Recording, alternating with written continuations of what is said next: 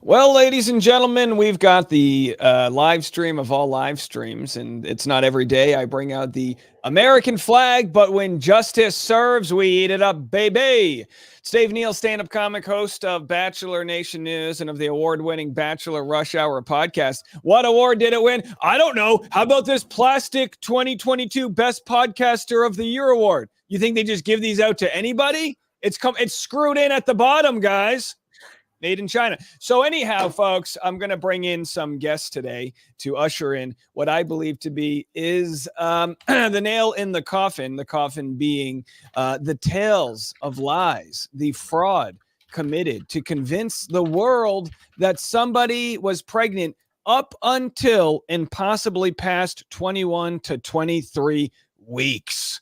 Insane in the membrane, insane. We're going to get into it. Thank you all the comments for birthday wishes. I appreciate you guys so much. Well, without further ado, let's see if I hit the right buttons here. Ladies and gentlemen, we've got Meg and Brad. Brad's our IT guy. I mean, that's an understatement. He's going to share with us the massive manipulation, as it were, in the world of Photoshop. And Meg is an investigative journalist who has been nothing short of a guardian angel to us all. Hello, guys. How are you? Good. Very good. Happy birthday, Dave. Birthday. Thank you. I took it to heart. Excuse me, what Meg said about my looks last night.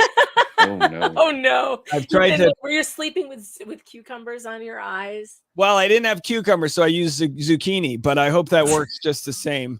I shoved some cabbage up my ass, and the Irish say that that's a good thing to do. I don't know.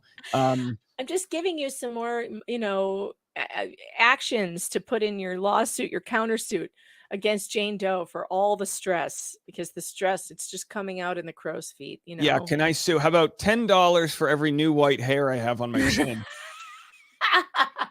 Get some Botox for your medical fees. So people want to know, by the way, I made that joke yesterday, but this is all natural, folks. Believe it or not, this is as natural as it gets. But what we are looking at here is a graphic, which is an ultrasound that once I unblur it will show massive fraud. You guys have seen it before as we tease it, as we tickle the balls of the evidence, as it were. What do you guys think about, is this as smoking gun as I've teased?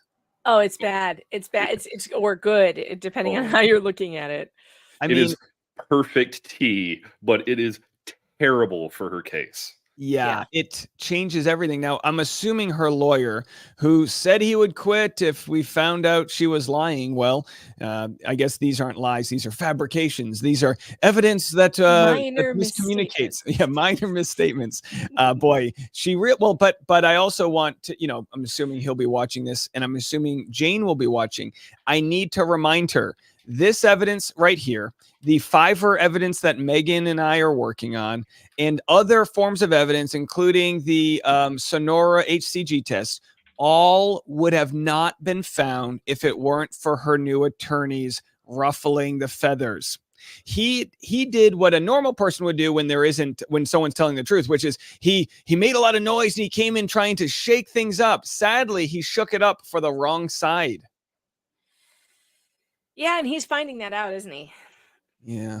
And what can you do, though? That's just the world we live in. Now, I brought the receipts. I want to share with you that I brought the receipts. We're not just talking, folks. We've got the receipts, and it's my birthday. So I'm calling them my birthday receipts.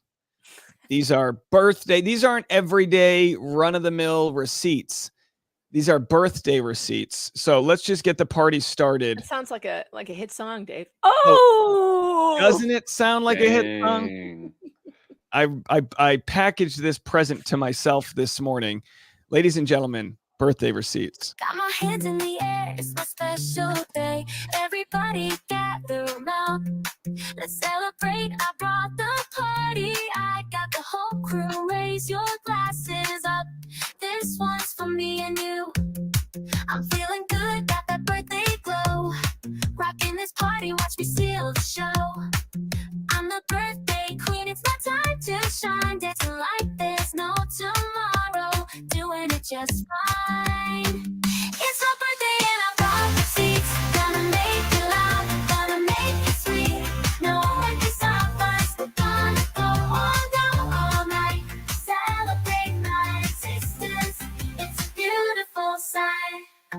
Ladies and gentlemen, I didn't just bring receipts. I got short shorts, baby. Come on.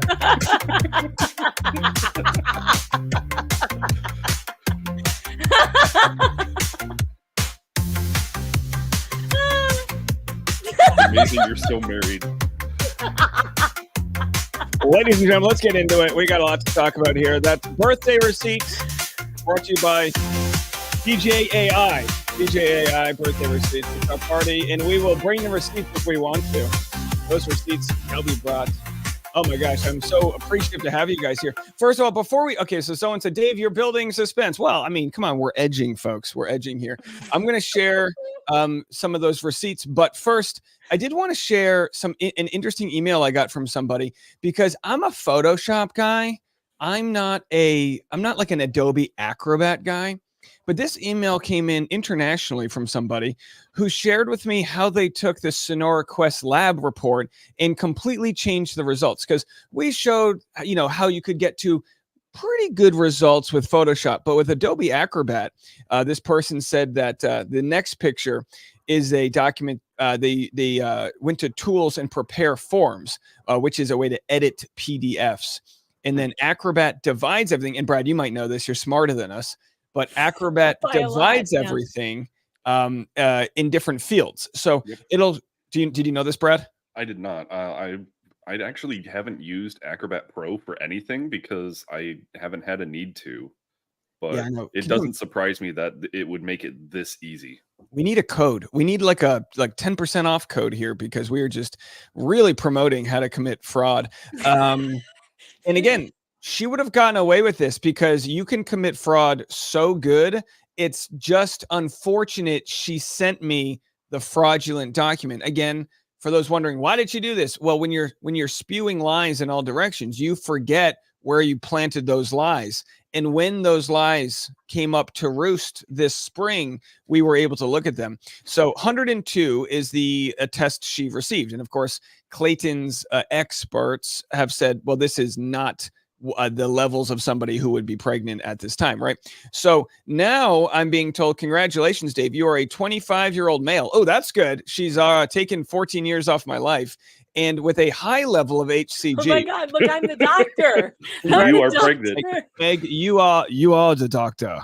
Awesome. I went to med school and everything. By the way, I'm really pregnant here, or I have bad cancer. There's only several options here, but either way. You're also a non-pregnant ovulate. No, what does it say?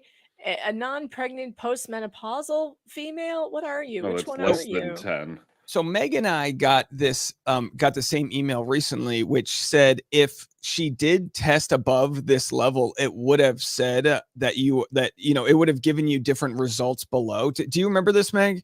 Yeah, I don't know. Yes. Someone sent us this because here it says non-pregnant. So this person didn't change this, but let's go back to the normal one. Normal 102, and it says the different ranges here. The theory going is that if she actually was in a higher range down here, it would have told her what that range meant.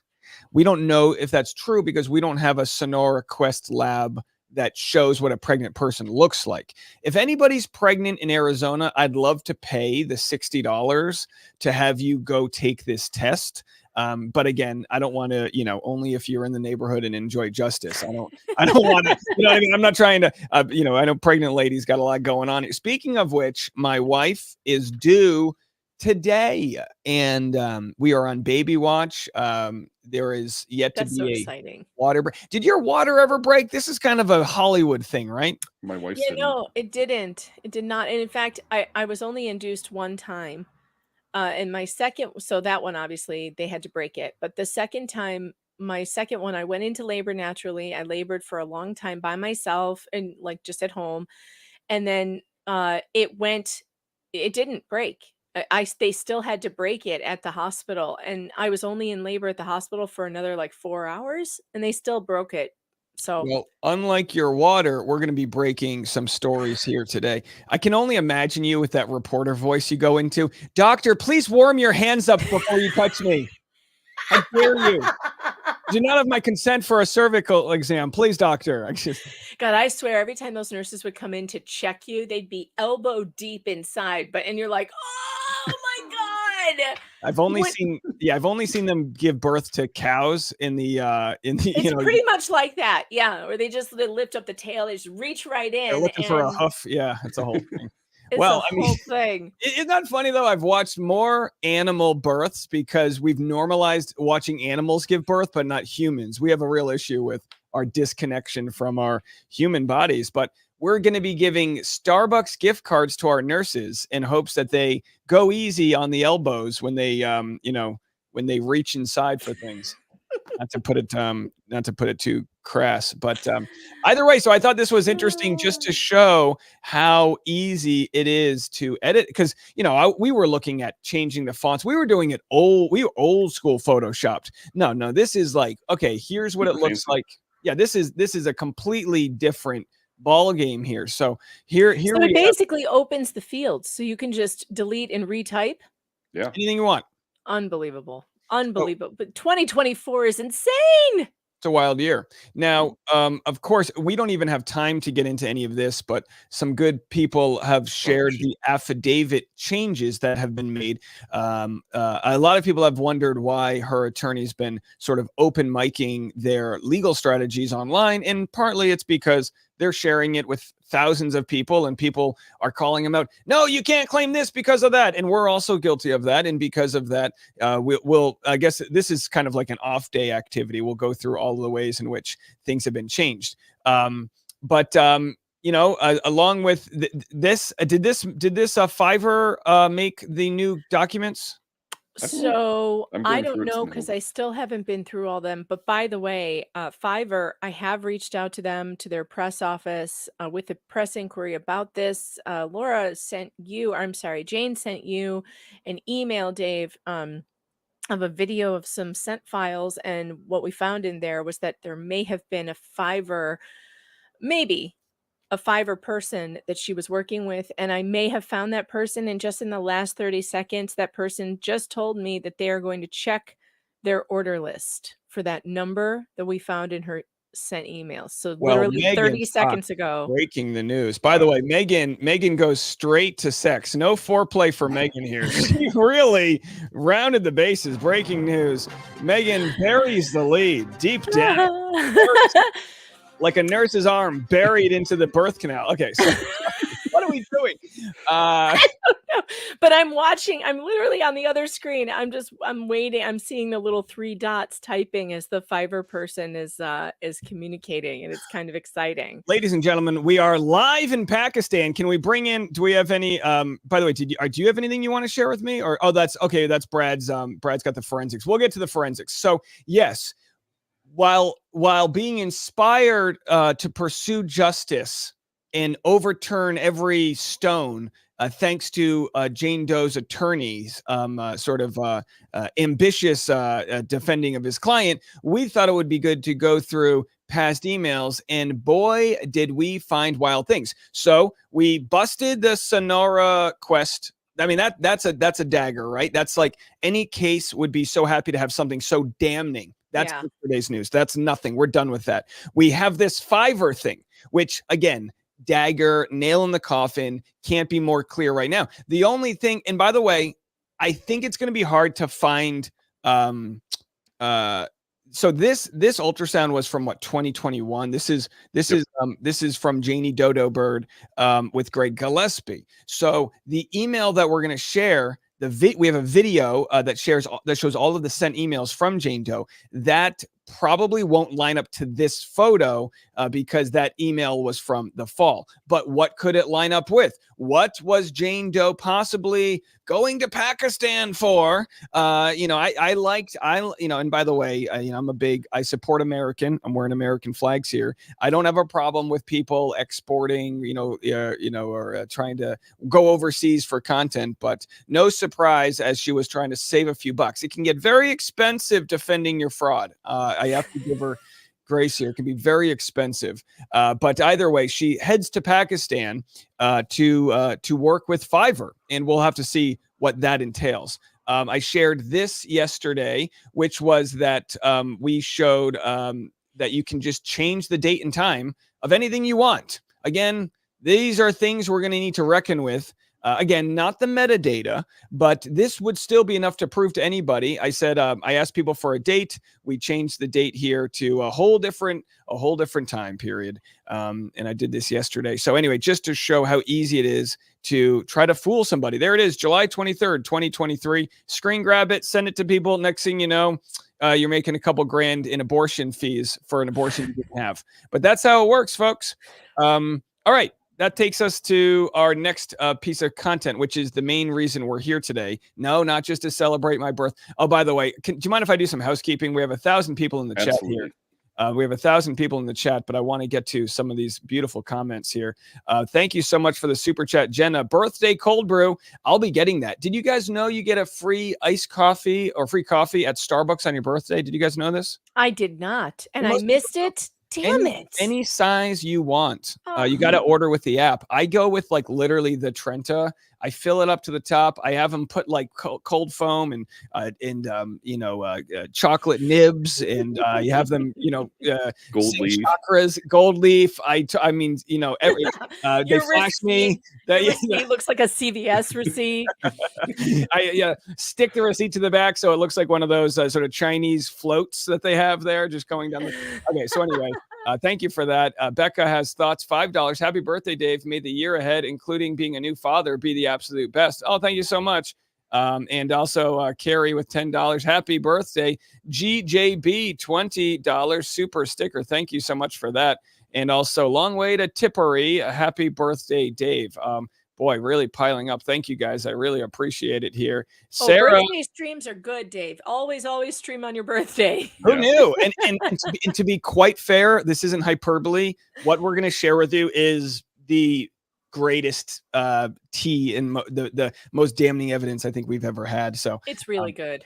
Sarah with a Canadian $28. We'll take the Canadians. Thank you so much, Sarah. Appreciate that. Trisha right here says, happy birthday, Dave. Thank you for the gift you give. Oh, thank you. Oh, yeah. I'm happy to give my gifts to you, Trisha. Thank you so much. Rebecca, $20. Happy birthday, Dave. Thank you. Hey, Joe, how are you? You were born many years ago. It's a relative. Easy does it, you fucking millennial Z or whatever. Easy. I'm young to some people. Iron Rabbit, $50. Birthday dinner for you and your beautiful wife. That will happen. That is beyond breadstick money. That's main course money right there. Colorado Canadian, $10. Happy birthday, Dave. Thanks for sharing your day with us. I'm happy to. And we'll probably get Tasha to join us. And my son, apparently, he's in womb, ready to go. Boy, you guys are just the best. And one more. Thank you. Just came in. Rachel, happy birthday. Best trio ever. Yeah, it's pretty good. We got a good looking crowd here, both with what we're about to show. And then physically, I think we look pretty good. Got it. Can't deny the physicality here. So I'm going to share the evidence of, I'm going to share with you guys how we got to the craziest evidence of this whole case. Okay. And like I said before, give credit where it's due. If anyone, don't contact her lawyer, let them play this out. But you guys have to know it is thanks to him. Send him a super chat. Please give him, you know what? Give her lawyer some breadstick money. I feel like this whole case has been blown up because there's a little jealousy that we're out here doing our thing. Everyone just bestow some grace onto him. He's trying to get his own slice of the pie too, right? Well, I got this. Don't send him any breadstick money. All right, don't send him any. I was just saying, just Megan needs that money. Yeah. No. All right. What are you talking about, Dave? Megan says no. Here's what you got to do. Make a Planned Parenthood donation into his name. Why don't you do that? Under him, fine. Or Megan Fox's name. Either Not one. mine. No. Here we go. So I got this email from her. This was back in October. You know what, Megan? Why don't you do the honors? Can you read it? I know it's kind of small. Yeah, I can. Let me just make my screen bigger. Dave. Turn your voice on. Oh, I got to turn my. Dave, I hate to throw the threat of a lawsuit in again. You know how much I hate that. But I saw on Reddit that you're looking for an expert to review my sonogram. It's highly illegal. A HIPAA violation for you to be wanting to share anything related to my health without my permission, let alone trying to share it with strangers on the internet. even though I may have put it on a Dropbox and gave it to all of the media and everyone who wanted to see it. I suggest that you delete that post and any evidence you are trying to gather, as my sonogram image and video are 100% real and verified. You do not have my permission to be sharing phone calls, medical records, etc. with your public audience. I have shared them with you simply so you can keep them in mind with your audience, not so you can analyze them. All the best. Is she fucking kidding? This is. I never read this before. This is Meg, so good. she asked me to delete all the evidence, and I'm here to let you guys know I obliged. I deleted the evidence, and that's the end of the live stream. So everyone, Bye, everyone. Okay. Good night, everybody. Actually, there were a few things I didn't delete. And we'll get to this. So this email from her is in response. In response. By the way, I had to buy a chair with wheels just to do this one moment. I just needed.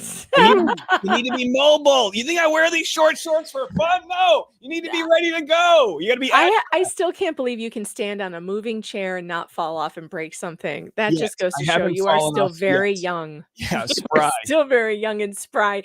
I could never do that on this chair. You don't want to see me try. GoFundMe for a blown Achilles because. Because I just was overwhelmed with evidence. So she sends this to me because I received an ultrasound, and I was like, I'm talking to Reddit. I know she's watching, and I'm going, hey, what do you guys got? Let me know. Little did we know Brad here was going to be our expert. I didn't have a Brad at the time. I was Bradless and alone. It was very sad. No, we had the internet was doing great work, but there was this ultrasound that was sent to me. She also, of course, she never sent. This is what's interesting. She never sent that ultrasound video to me. She sent it to Reality Steve. We have the full paper trail. We know that it was stolen from a 2015, Boston, OB, whatever. It was from some MRI lab or wherever the hell it came from, right? We have the whole paper trail. She denies that. She says that's not hers. And that's when she was sort of smoked out of the hole. And this might not be good. I'm not some know-it-all, but this might not be good for other cases. For a lot of cases, maybe reporters should keep things close to them or whatever. But the fact she was willing to swap so much information was kind of a good thing early on in the case. When did you come around? December? That's a really good question. Actually, I can answer that question pretty quickly. All I have to do is go to my playlist. Because before you came around, it was me, Reality Steve, and a bunch of, obviously people online. And it was middle of December, I think. December. I can give you an exact date. It would be. Here it is. My very first stream on this was Pregnant or Not Pregnant, Laura Owens v. Bachelor Clayton Eckert, November 3rd hearing. So we started that was 3 months ago. So what? That was the November 3rd hearing, but when was it posted? No. It was posted 3 months ago. I streamed it 3 months ago. How many? So what was that? February? I had to have started before then. Yeah, there was no way. Couldn't have been. I must have missed something on my playlist. I guess it was December. You interviewed me when I was still living in Los Angeles. I was at a Taco Bell drive-thru and you interviewed me. That's right. Combining things I love, which is food that makes me shit and talking to you. Verbal diarrhea. And by the way, this person says you tried to do an impression of me and nearly knocked down your entire set of Legos. It's true. Broke several Lego creations. Okay, well, hey, that's just karma saying be careful. It's I know tough game we play here. So anyhow, so again, smoking out the hole here was kind of, I don't want to call it a strategy, but in hindsight, it worked. So trying to get her to just share new information. It put her on the defensive. And then she was trying to put out so many fires. She didn't see the raging fire of evidence she was dropping that would then change her story. We knew at the time she's going to claim miscarriage. She's going to claim whatever. All these different things are going to happen. But at the time, we didn't have little to no fetal DNA. We didn't have all of the bigger pieces of evidence. And of course, her story changing to say, actually, I miscarried so early on, I didn't even know. What we have here is a 20+ week ultrasound that's going to be revealed in a second. So let me go back to our this right here, and then we go again. These are all screens. Can I just say that message is an unbelievable it's idiocy. You cannot send, and just a public service announcement, you cannot send anything to a reporter and then say, you don't have my permission to share this. It doesn't work that way. If you just don't send it then. Oh, by the way, Tug just sent me a text and he said he's been unsubscribed from your channel, Dave. And so he wants me to let you know that you have made it, because he has been unsubscribed and he didn't do it. So YouTube is now unsubscribing your subscribers. Welcome, Dave. Welcome to the crew. Ladies and gentlemen, there is a conspiracy to deplatform. Okay, so please resubscribe. Thank you, everyone. Double check that you're subscribed here, because it's birthday time and we got receipts. And let's continue with these receipts right now. So she sent me that email like, don't you dare. And then I responded like, okay, well, the date on this. You want the date of my email?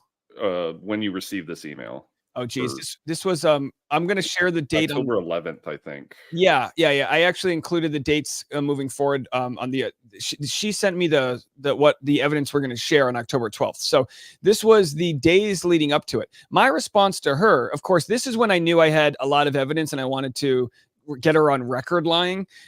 I said, hey, Janie, good to see you. Miss you, pal. Please let me know I just want to make sure someone isn't floating around doctored or false ultrasound sonograms of yours. Is this the sonogram you've referenced of yours that you don't want shared? So right before she says it's 100% real, the ultrasounds. So at that point, she doesn't know that she's been called out like this is fake, right? She doesn't know. And then what happens is the internet finds out. I do a report. We find out that it was fake. Clayton makes a story. She's about to try to sue him for sharing his story. So then I share the screen grab of that ultrasound. This is the ultrasound video, 17 weeks. Now I bet you in hindsight, she wishes she claimed this was the real one, because it's only 17 weeks. She can claim a miscarriage without any sort of death certificates at this point. Now, of course, everything's fabricated. We already covered this. SMIL's made up. The time code doesn't move. The whole thing's just sham, right? It's none of it makes sense. So anyway, I responded. She responded and says, nope, that's not mine. Now, why is this important?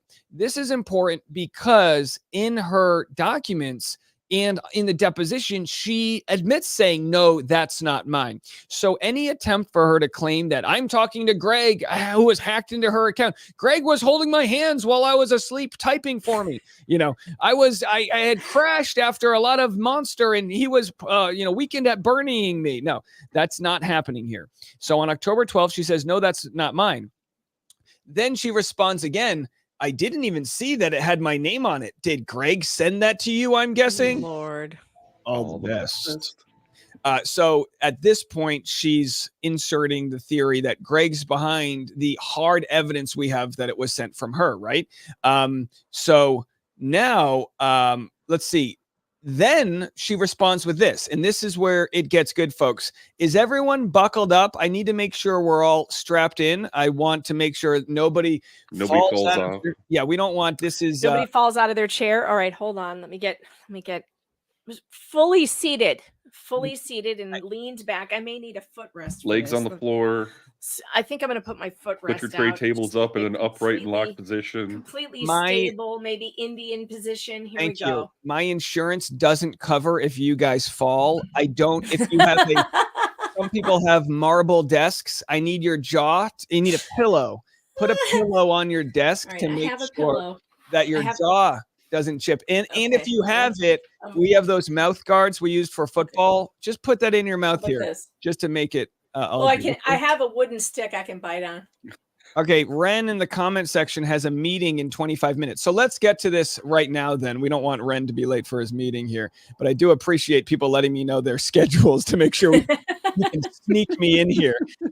So all of what I'm sharing with you is important to know from my point of view. I haven't even read the court documents. I'm going to keep going. You guys can come and go. You can do what you can order Chinese, do whatever the hell you want. Maybe our friend from Pakistan will fly in and we can talk to them. So we'll get into all of that. But either way, this is what I've got, folks. This is the next email I have from her. And you might wonder, why am I finding this now? Like I said, I'm finding it now because her attorney has threatened to take away my livelihood, to take away my home. He said she's going to enjoy riding horses on my property and all this crazy stuff. It just inspired and I'll tell you what, the when this started happening Tuesday night, I was at the hospital with my wife. She was in a lot of pain. We've solved that issue. Everything's happy and healthy. But that next night, I was sitting at my computer, delirious, and I'm telling you, I don't know if people believe in angels or sort of metaphysical forces that point us in the right direction, but something, as I get goosebumps thinking about it, led me to the emails of early October. Here's an email that she sent to me. I said, working on locating the source. I'll let you know when I find out. That being letting her know, hey, I don't know who sent me the source. When in fact, it was Reality Steve. We've busted all that, but I didn't want to give away my sources at the time. It's all known information now. And really, the source was her. Yeah. Right. She sent it to Steve. I think it's funny that she's all, who's your source? Yeah. You are. It's all coming from inside the casita. Yeah. So she goes, okay, thanks. I would appreciate it. Well, she told me she would appreciate me finding the source. Well, we found the source and she's not really appreciating it. You'd think, I mean, doesn't she know, like she would have sent me a trophy or something, but no, we didn't get that. She said the last imaging I had was troubling to me because I thought the boy's profile looked kind of weird attached, but the sonographer didn't say anything. I guess I just don't know how to read these things and I'm probably overanalyzing. The girls looked fine. All the best. Well, you know how it is. You know how it is analyzing your baby twins ultrasounds here. She goes, I guess I just didn't know. And meanwhile, in the background, she's got 15 monitors pulled up with Adobe Acrobats, and she's got Fiverr calls coming in from Pakistan. I guess I just didn't know what I was doing. Here's what she sent me, folks. This is the smoking gun. This is it.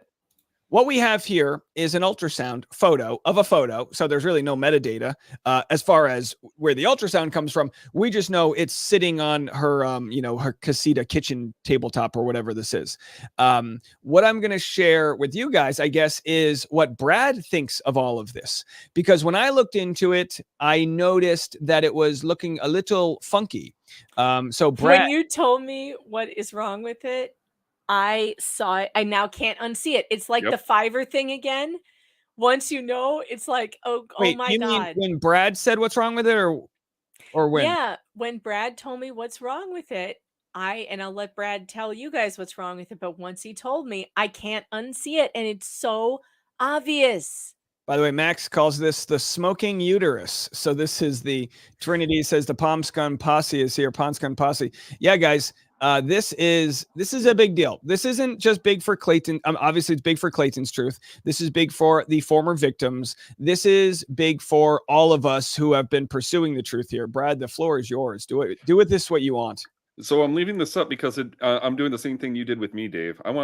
Let's see if the chat can see what is the odd thing about this. Oh, fun. And I can tell you from here, I can see it even when my screen is small. Like now that I know what it is, I can't unsee it. Yeah, so we'll have the Womb Tang posse here in the comment section. If they want to put your hands up, it's the Womb Tang in the house today on the birthday with receipts to play. We got the Womb Tang gonna give it up today. Everybody in the club, throw us money your way. Okay. Please. All right. I'm done. It's all you. So we will dispel the things. So the first thing about this, anyone who's received an ultrasound before, ultrasounds are printed on high gloss paper using a thermal printer that's in the sonogram machine. Yes. It's almost the same thing as receipt paper, except it's a higher gloss. It's meant to be able to stay better, and that's why you want to keep you don't want your ultrasounds near the sun or any place where the sun is going to hit it, because it will actually destroy your photos, because that paper will take in all of that heat and destroy the image. So and the other thing is that when you print them off, you get like 2 or 3, because when they're doing the ultrasound, they'll be like, oh, we'll take this one, and they save the image internally, and then they'll be like, this one, and this one. And then once they're ready, they do one printout and you get 3 of them. So that's what you're kind of seeing here, is you've got one ultrasound here, and then there's another one right here. Now, the other thing is that this paper is back to the analogy, it's like receipt paper. It's coiled up and then it just spits out as much as needed. So what you can see is that there's Brad gets out the magnifying tool. Jane Doe's watching this going, oh no, not the magnifying tool. This isn't fair. You're not supposed to use a magnifying tool. So you can see all of the bends from the paper is here. But then there's another catch. There's another bend, and I'm going to turn the magnification down just a little bit. Right here, there's a hard fold that exists, and you would think that it goes all the way down the paper because you don't fold something from the very beginning, which is great. The problem is that this image with the baby doesn't hold the same fold. So that's another issue. The second thing that popped up is the image of the baby. You follow this over, there's this really weird hook on the side. And if you look, the black bar from what we will believe is the original ultrasound goes down to here. But right, Brad, maybe there was an earthquake that happened while they were printing this. You don't know. You don't know. I don't know. But so this is the bar that's the label before the actual image starts. And if you look at the white, you can actually see the delineation here about halfway through the screen where the left side of this border comes down, and then where the other ultrasound underneath of it starts. But it's all black going all the way up to the GE logo because that's how far she pushed an image of an ultrasound on top of it. But she didn't move it over to the left enough to leave it to give it enough room. But then down here, it suddenly matches up, which is why you get this really weird skewing there on the left side of the image. Now, we're going with, are we going with the idea that the image itself may be real or aspects of it are? No, I think the image is laid over top of a real ultrasound. Of a real one. Okay. There's another image, a real one taken from somebody, overlaid on top of an actual, probably her sister's.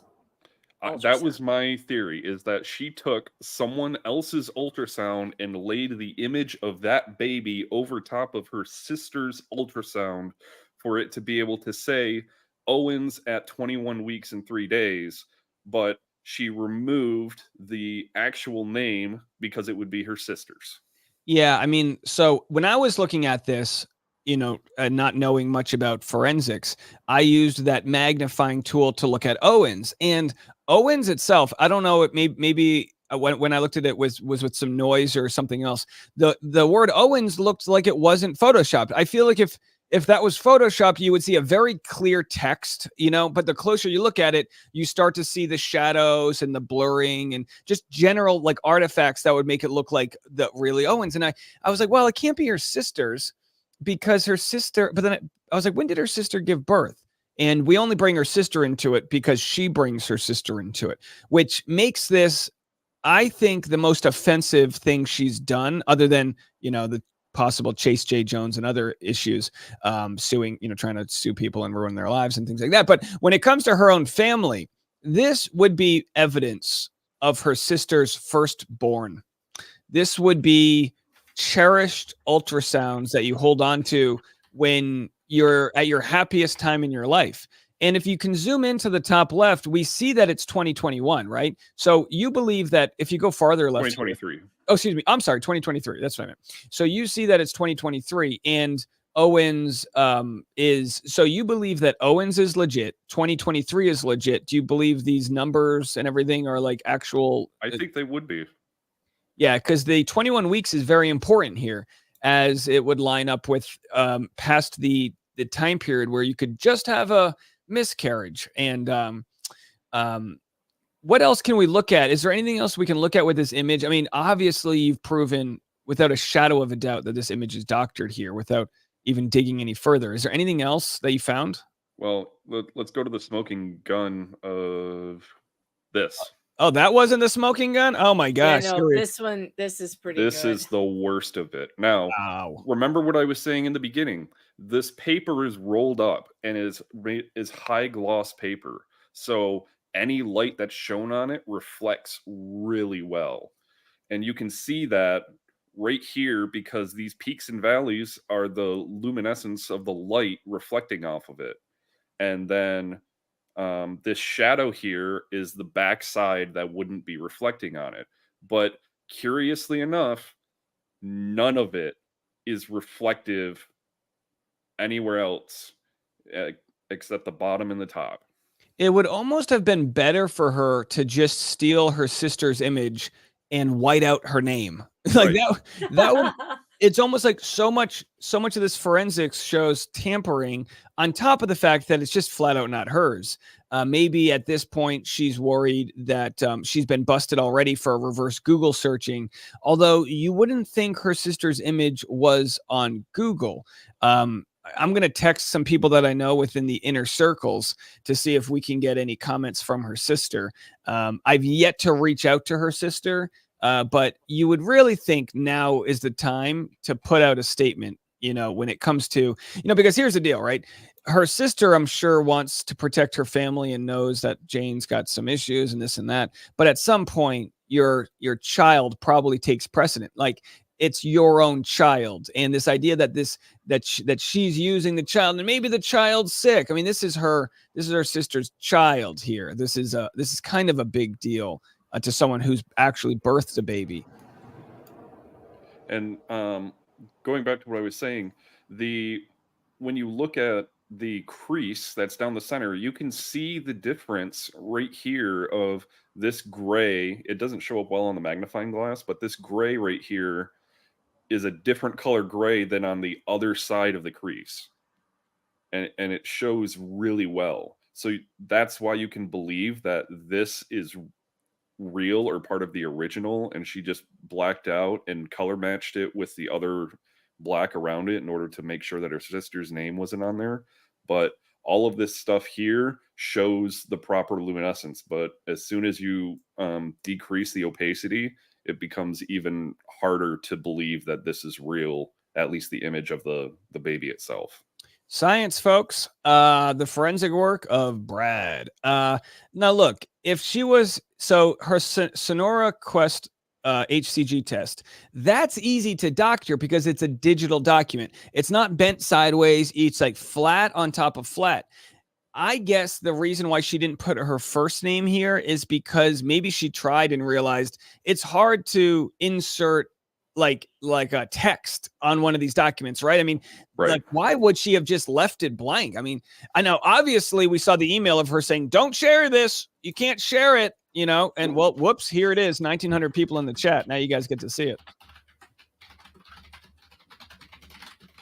Ebop said medical facilities always use first and last name, date of birth, patient ID. Yeah, of course. Yep. So I'm sure for insurance purposes and so many other reasons, you would want to have a paper trail, maybe so things like this don't happen. But again, I was being threatened with lawsuits and HIPAA rights and this and that. What else? Can we put this to bed? Are we done? Are we missing any aspect of this? I showed the audience the paper trail about how I received this. There's no way.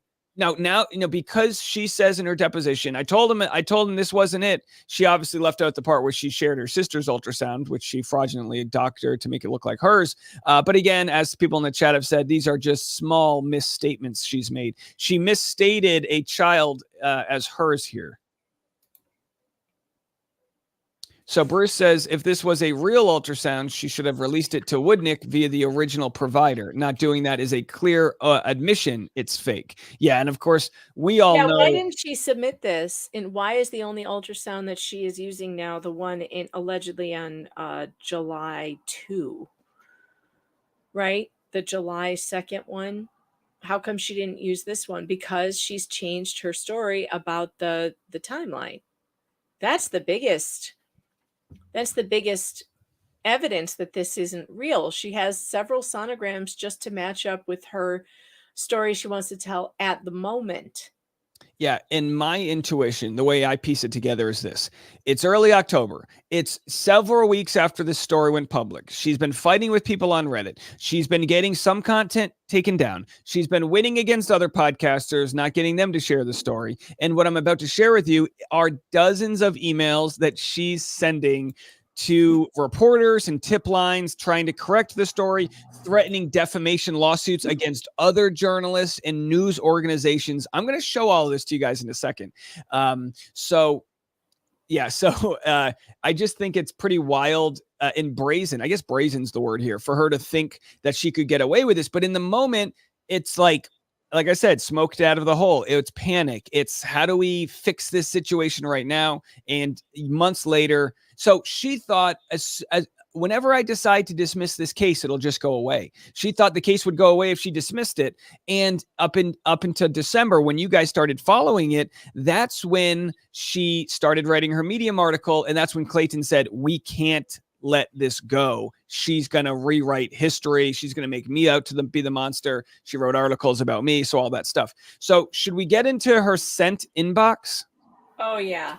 This is so interesting. So interesting. Also, by the way, I looked it up. So January 9th was the first live stream that I did. January 11th was the first live stream that Tug did on this case. So that's when it all started kind of getting. And then I think Legal Vices was right around that same time as well. Well, night is darkest before the dawn. In mid-December, as she's writing an article about me, of which she deleted my name because it led people to Google the truth. That was the probably lowest moment where Clayton realized, and again, I didn't ask anyone to defend me, but Clayton realized she was going to turn this against me, and he was next. She was making me to seem like a cyber bully. And at that point, that's when they filed the motion to continue this case when it was just going to be dropped. I guess if you don't file motions and a case is inactive, it just goes away. So I'm going to share with you this document right here. Yes. Real quick. Folks are saying that they've seen other ultrasounds with that hook in there, and we received an image. That is not the same. And I can tell you why. If you look at the upper left corner, you see where the outward definition of where the image starts and stops. There's a clear black bar on the left side of it. And then you have what would be like, if you see radar for rain, they've got the gradient bar there, but that's not what that is.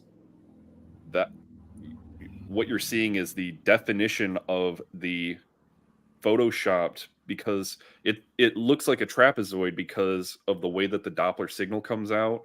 It's longer at the top, so you have the entire width on the top is shorter than, and then you have this trapezoidal type feature that goes down, but that's completely different from what we see on the left side there. That is a white mark there that would not show the same way, because it's you see the image. Well, can we pull one up? Can we pull another one up and show the difference? You want me to pull another ultrasound image up?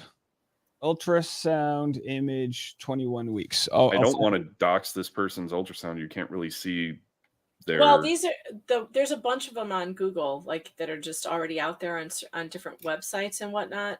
Yeah, the only issue is trying to make sure that they're at least close enough to what the original equipment is here. You got a point. Yeah, so many ultrasounds look so different. So maybe someone could find one that looks the same, but I mean, I see what you're saying though. It's almost like a like a not a map. What am I trying to say? Like, what do you call those things on a map? Right there at the very top there, Dave. This one? Yeah, that contrast bar on the right side there.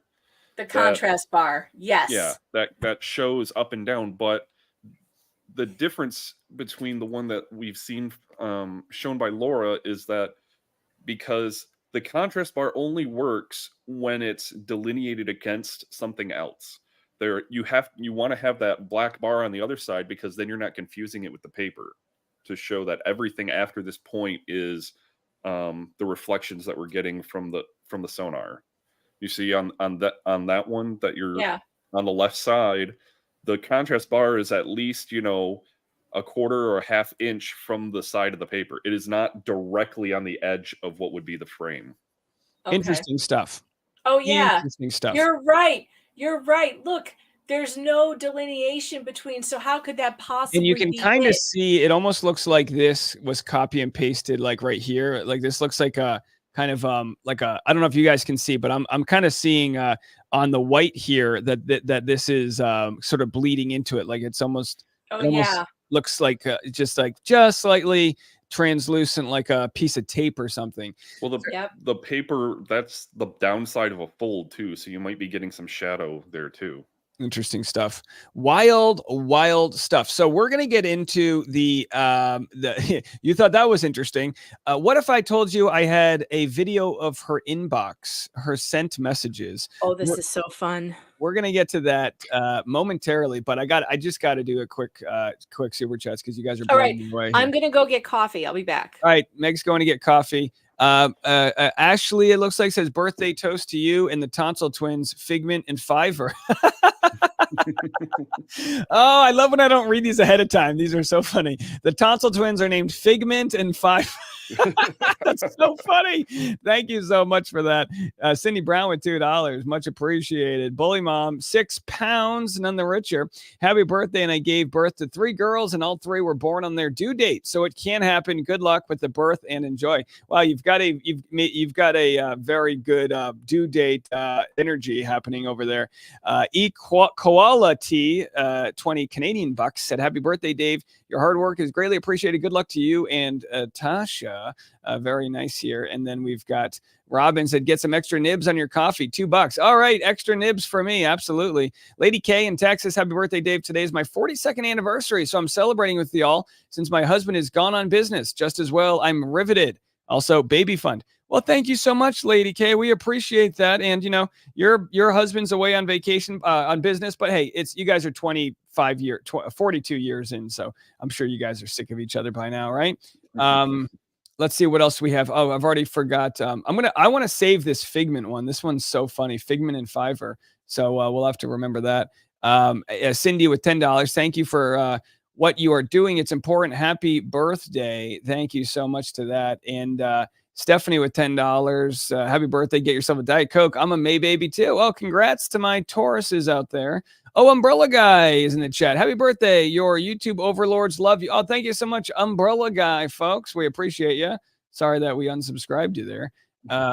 Melanie with a $3 super chat. Super sticker. Thank you so much. And Melissa says, happy birthday, 20R. I don't know what that is. Is that rubles? I'm not sure. I'm not sure what that one is, but we appreciate it. Oh, it looks like another one. Happy birthday, 20. So she's duplicates. Whoops. Sorry about that. David Jones, 5 pounds. Happy birthday, Dave. Great present from you all to us on your birthday. So I had to show you some love and love back. Keep up the great work. And of course, Pammy with the $20. Happy birthday to some podcaster. M169, happy birthday, birthday twin. Cheers. Oh, happy birthday to you. We have a fellow birthday. Brazilian Real. Oh, the Brazilian Real. Thank you for that. Liz D, 20 Canadian, says, happy birthday, Dave. Love the short shorts. Oh, I'm here for you. They get shorter. Warrior said, happy birthday, fellow Torian. Mine is the 7th. Prayers for you and your growing family. Thank you so much. And Danny, $5. Happy birthday, big boy, Daddy Dave. Bruce, oh, thank you again, Bruce. You've been too kind. Got to go to a meeting. Name a fake twin after me, Bruce. And then Lauren, of course, $10. Here's your birthday cut of the money I got pimping for Dave. Oh, thank you so much. We appreciate that. You guys have been absolutely so supportive. You know, it's wild when you cover these heavy stories because they do get demonetized. I just found out my video yesterday was demonetized. Just about 99. Yeah, I mean, about 99% of my Bachelor content isn't demonetized, but when I used to make the depth stuff, that was 100% demonetized. Yeah. If you said amber, you could even, if you were a geologist talking about, amber, what you couldn't say pockets of amber. Yeah. If you were going into the depths of the ocean, they demonetized it. You couldn't do it. And so anyway, I kind of want to wait for Megan to get back to show the scent things. So why don't we jump over to you guys, we've got some wild stuff to share. We'll wait for Megan to return to share the inbox. So why do I have, I guess I can tease it. I'll tease it real quick here. You guys like a good tease. Why do I have receipts of Jane Doe's inbox? Well, it's because she was so adamant on sharing information that she wanted to prove that she didn't send Reality Steve that sonogram. So I'm going to share with you this wild video, which is all of her sent messages. Again, I'm not a forensic expert, but I'm pretty sure she could have just deleted the message. Yeah. What would you be able to do to get rid of that from your own sent mail? Like it's, would there be evidence that she still had that? Yeah, it'd be in the deleted items, but whether or not the records that it was deleted is kept and saved by Google, unless they're under subpoena to hold those records. Yeah, I mean, that's what it comes down to is I've got the metadata that says she sent it versus her sending me a video that she didn't send it. I'll take my metadata that it was real, obviously. But we'll wait for Megan to come back to dive into that. And let's go into what was filed today by Woodnick. Reply to petitioner's response to respondent's amended motion for relief based on fraud. I haven't read this, but my guess is this 54-page document is going to include the evidence I just shared with you. I didn't want to share it publicly because I wanted to make sure that it went through the court system, and all that jazz, and they could do with it what they wanted to. Defendant Clayton Eckert, by and through counsel undersigned, hereby files his reply to plaintiff petitioner's response to his amended motion for relief based on fraud. Tampering with evidence is more than just a misstatement and is appropriately addressed. Here, Jane has committed significant levels of fraud in both the order of protection proceedings at issue and during the course of the paternity action also before this court. Notably missing from Jane's response is any acknowledgement that the sonogram at issue, which she finally admitted at deposition was falsely attributed to Southwest Medical Imaging, has also been confirmed not to have originated from Planned Parenthood. Moreover, medical records from 2016, which are also dubious, Jane claims she had ovarian cancer and that she had an ovary removed, information that is patently missing from any of the medical records. Well, I mean, maybe the ovary was removed due to an abduction, which we talked about before. We have no idea. Meg, I started going through these court documents, but if you want, we could go. I know. I was listening. Now, I'm whatever you want to do. I'm good. Why don't we just get through this next page and then we'll switch on back. This is perfect for my ADHD. People get, it's the videos are too long. What do you want? This is the entertainment news trial. You know what I find is interesting here, Dave, is that it's possible that Greg is saying he doesn't quite believe these medical records, but they exist. They existed at some point and he has them. Did she also fake cancer? Wow. I mean, that's really, so Liz Neptune actually did a video about this phenomenon where women fake pregnancies, and it sometimes often comes in conjunction with faking illnesses and cancers as well. So that's what got me when I read that. I was like, oh my God, remember that video that Liz Neptune did about these people who do this weird shit. And sometimes it comes along with faking cancer too. Well, I mean, at some point, if you're going to do one, why not do the other? Get the full bingo card here. So these information that is patently missing from any of the medical records provided by Jane, including not being provided to her own expert, and which would have considerable impact on her ability to become pregnant had there been intercourse. There is no mention of John Chung Kale Chan, MD's records for Jane, who reportedly diagnosed her with real ovarian cancer, not something that just may be there, or Rebecca Yee, MD's records for Jane, who said yesterday, October 30th, 2016, you received ovary removal surgery of your right ovary as well as a surgical abortion. As and for his reply, Clayton states as follows. Clayton Jane's response begs the question why this court must set aside her protective order, which was procured based on fraud. Fortunately, this court ordered petitioner to attend her deposition and provide disclosure pursuant to Rule 49. She had provided insufficient information prior to this court's orders and then continued to not comply, prompting the eventual order to compel. Those discovery and disclosure processes reveal that Jane had modified medical records that were used in the underlying paternity matter and in the collateral protective order matter. More shockingly, it exposed Jane's history of fabricating pregnancy claims and medical records extends to at least 3 other men.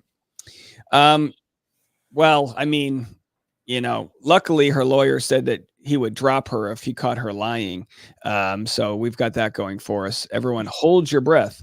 So much to talk about. That. You'll die. So much to talk about, but I wanted to make sure that someone just rang the doorbell. Heard that. You got let me get this. I don't know what this is.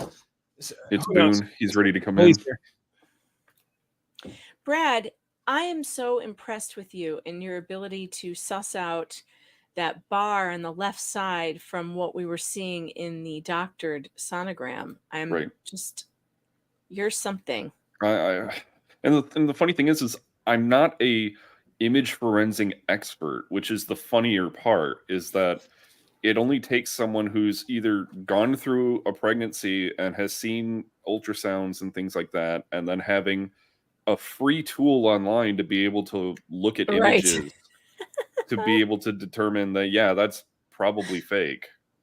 I mean, you get a proper expert who's been doing photo forensics for decades with their tooling, and it'd be even better. Yeah. Yeah, I mean, with an expert, who knows what they find in there? I mean, we're just out here dinking around, finding stuff left and right. So I'm sure they could mine it even further. So we actually had a nice neighbor at the door delivering a gift for my wife here, whose name is Laura. We have a neighbor named Laura, and she was so that's the good neighbors here in Nashville. So let's dive into it. My locals chat, first of all, Dave has made you a birthday meme. You have to bring it up. How exciting! How do I find that? It's I shared my screen. Just go down to the bottom of your screen. There you go. Wow. At least they got the muscles right. You know what I mean? I live for Fiverr. Wow. Well, you missed it. Someone gave us a super chat and they said, name the kids what did they say? Fiverr and Figment. Figment and Fiverr. Figment and Fiverr. I like that it says happy birthday, Big Boy Dave. Big Boy Dave is having his birthday party today. He's a thick boy. So 2,100 people in the chat. Ladies and gentlemen, we now have the largest chat we've ever had on the channel. Wow. So you guys all so much for all of this. What we have here is a 24-second long video, which was sent to me to prove that Jane Doe didn't have the ultrasound videos, which we know doesn't prove anything. What she actually is doing here is giving us a lot of information. There is so much information here. I don't even know where to begin. I do want to point out that she sent a cease and desist to Ashley Ford, who is Greg Gillespie's girlfriend. She would have been pregnant with her first baby. Ashley, since you didn't sign the cease and desist by the deadline, now, sadly, I can't click on this email. I'm sure Ash would volunteer this email to me if we wanted to know, but we want to know. Ashley, send it over. She sent a cease and desist to a pregnant woman that is having a baby with a man she has an order of protection on. This is wild. So, I mean, where do you want to take it? Like, I've got, in addition to wanting her to sign it to say that you're going to follow it, like that's which is stupid. Nobody signs a cease and desist. I'll tell you what I noticed about this. Please. So look at all the tips. Okay, so at the very top, just the tip, the very top of it. You're going the wrong way. And I'll show you if I hit play. Just bear with me, guys. I have to slide through this. But if I hit play, you'll see all of the different tips come in. So okay, so all of those tips, ET tip line, that's Entertainment Tonight tip line, tips 3, News US. These are, and look at all of the media she is contacting. Hi, I am the anonymous woman in the Clayton Echard scandal. My story, the truth. Now this is her contacting them. I don't know why she sent this to you, Dave. But what I really like later on as we go through, she starts to freak out because something went wrong in the reporting, according to her, and she's now demanding they take her name out of the reporting. Well, what went wrong, I believe, because we don't have the dates pulled up here. I can reference these dates, but this is when Clayton started to share, I believe. The very beginning, it said September. Okay, so yeah, we'll have to see. But she shares all of this. Again, this is her scrolling right now, but what you'll see is she actually tells one of the reporters she's going to sue them for defamation because here it is on the top, potential this is when she reaches out to someone for a potential defamation case. I guess I don't know who. I don't know for who. Me, reporter. It said October 1 right there. Okay. There it is. Gotcha. Do you see the Andrea Simpson one? It says Andrea Simp. That's Andrea Simpson. She works at U.S. Weekly News. That's my guess. U.S. Weekly News. So she emailed Andrea about it as well. So she's been going through. She's finding this one. I want to know who. Email to Joe. Potential defamation case. Clearly, in addition to she's sending out all of this information for press inquiries, and then thread removal demand letter. She's contacting Reddit to remove threads as she's talking to the media, trying to get her story out. Yeah, imagine to say you're not a public figure, and yet you're sending this to all of these media organizations. What is that dreamy draw? Do you see that dreamy? Oh, here's an email she sent to her mom. Dave Neal says, I photoshopped the cease and desist to Clayton. Okay, I don't even know what that's about. Look at the email address that starts out DREAMYDR. The Dreamy Draw Court. I want to see that one again. Again, apologies for how this goes. Whoa. So let's see. I know it's hard with that. A moving video is hard. I know, maybe I should have taken photos of this. That's what I wanted to do, is take screenshots of them all and kind of like go through it one by one. But I think it's before Jan. I think it's up further than Jan. Oh, but here up the top, she sends her mom the Clayton's TikTok, and that might be the whole "I'm not the father" TikTok, which he thought was the end of this. But anyway, let's keep going here. Also, she has an email in there to Face of a Survivor. Face of a Survivor is a domestic violence survivor group. 4 emails. Mm-hmm. So they've been conversing back and forth. Remember when you said that she may be getting support from some domestic violence groups? So I think we've, identified at least one of them. Feeling worthless because of Clayton. I saw what you wrote on Instagram and was horrified. That being Clayton saying he's not the father and whatever. What's that urgent email? Urgent. That's an email to B. Valachillo. I'm guessing that's Brett at the Ravgen. I think I figured it out. That's the Ravgen. He's apologizing for doing this on the weekend. Normal panic urgent videos or emails are. I mean, by the way, if you didn't know it was urgent, we've got a siren and a exclamation hazard mark warning, accompanied by the double what the hell is it? Urgent woo woo. Does it make a woo sound? Woo. But Clayton is saying that the results or whatever, blah blah blah. Hi from Andrea. Hi, I can't find an email to contact us, but is there any chance you can tell them that they need to change? So that being Us Weekly, that's Andrea. Did you say from Us Weekly? Yeah, Andrea Simpson. Mm-hmm. So then we have some more court stuff going on with Joshua. I don't know who that is. Is that a court person or maybe a lawyer? So I haven't figured out who Joshua is, but I'm thinking it's a lawyer. I think it is one of the lawyers that she's consulting or trying to hire. There are a lot of emails in here to lawyers, I think, trying to get them interested in the case. This is where I believe. Oh, sorry. Melissa appears to be maybe a Hollywood Life reporter. I can't see a last name, so it's tough to tell, but let me see if I can Google. People are saying these green check marks mean that the emails were read. Is that right? So this one, what does this gray one mean? It was sent to more than one person and not everyone has seen it. Look at you. All right.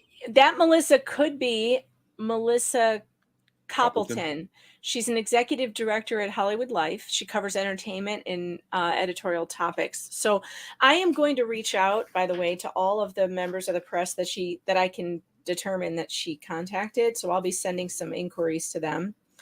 And also I'm going to send them the latest filings in the case.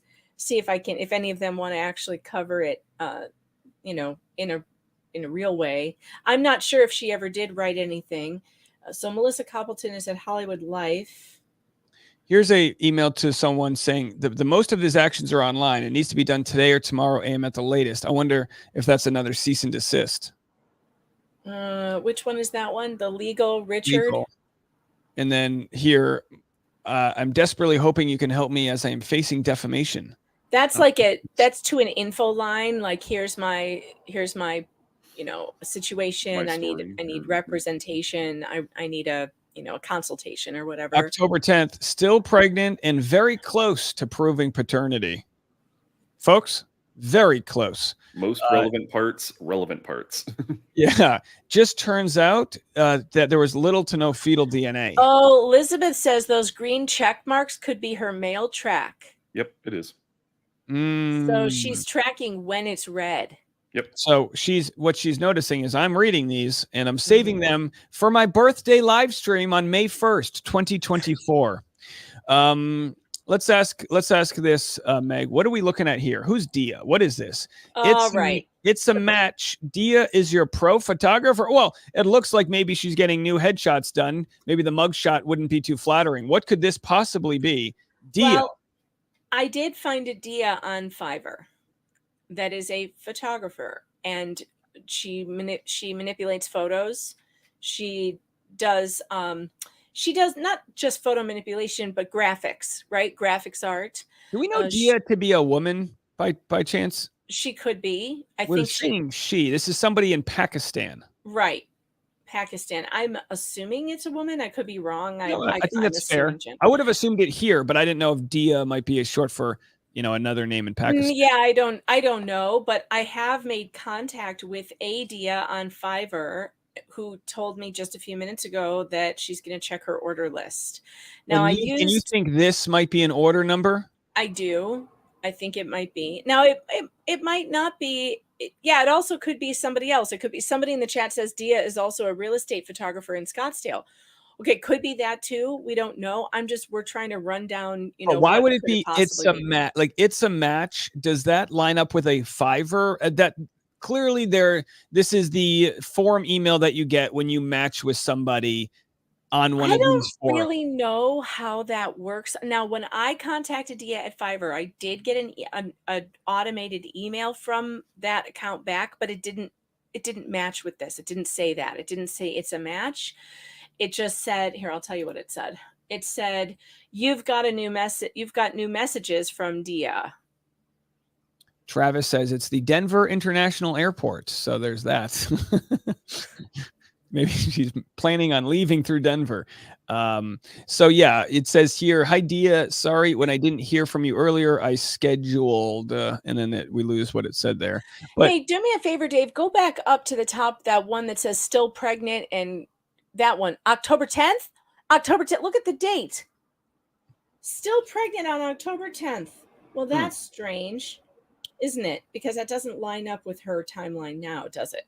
No, I mean, she had no idea that. I think she sent that to you, Dave. Yes. So whenever, chances are, if it says Clayton, it's also sent to me. And this is a long call. She sent the part. She basically convinced Brett or whoever she spoke to say that the tests are ongoing. Can we hear that call? Do you still have that call? I've never heard it. I would love to hear it. Sure. Because there's that one below. It says to Dave 5 update from lab today. Let me see here. It's going to take me a second here. So why don't you That's fine. We can we'll entertain you. How dare you go into my email account? Dave Neal hacked my email, and now he's in my sent files. How is this allowed? How is it allowed? Clearly, he's in my email. I did not send him a video. He's just magical. So does the Subject say still pregnant? Yes. Yeah, still pregnant and very close to proving paternity. Also sounds like a hit song. Still pregnant and very close to proving paternity. So close, yet so far away. All right. Still pregnant and very close. Well, I mean, you have to imagine on October 10th, when you get these emails, you're like, geez, the gaslighting, I finally understand what gaslighting is, because it's just wild. And you start to sort of believe somebody, and then you have to remember the evidence. It's very challenging. It's very challenging to handle all of this. Ooh, Dave, I just found something. Fiverr forum says, when you receive a message on Fiverr saying it's a match, we think you're a great fit for this brief. It typically means that a buyer has reviewed your profile or gig and believes your skills and services align well with their project requirements. It's a match. That does come from Fiverr. All right, so confirmed it's from Fiverr. I guess the idea, if we did follow, the Dunbar principle, is it Dunbar? What's the what's the Occam's razor? Yeah, Occam's razor. Sorry, Occam's razor. I always mix those up. Occam's razor would say it probably is a photographer in Scottsdale for Airbnb or horse jumping or whatever, maybe. But if it's not, if it is Dia in Pakistan or somebody else who's named Dia, it doesn't have to be Pakistan. It could be a different Dia. But this Dia, whether they're in Scottsdale or wherever they are, if they have any portfolios that include ultrasound images or things like that, it would be a wild smoking gun. Can you get this stuff through the court system? We've obviously seen how hard it is to get this through the court system. But when you get it through the old-fashioned people sending it to you, that's pretty damning. I also just Googled, it's a match. Dia is your pro photographer, and came up with dating profile photographers. Oh, so she's just trying to dust off her. There's a bunch of them that came up. Professional photos for online dating profiles, finding an online dating photographer for a profile photo shoot, online dating photographers. I mean, not that, this is just one other thing it could be. Are you able to check out the IP of the person sending you this email? Brad? Yeah. Because, I was doing that a little bit when we were kind of flirting with Chase J. Jones, and turns out it was pretty easy to check that. Although, if it is being sent through Fiverr, it probably is through their... You would have to get it direct. Yeah.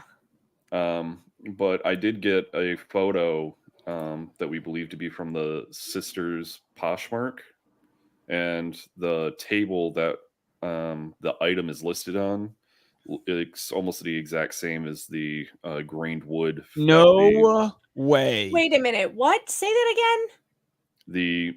The sisters Poshmark. Is what mark? Poshmark.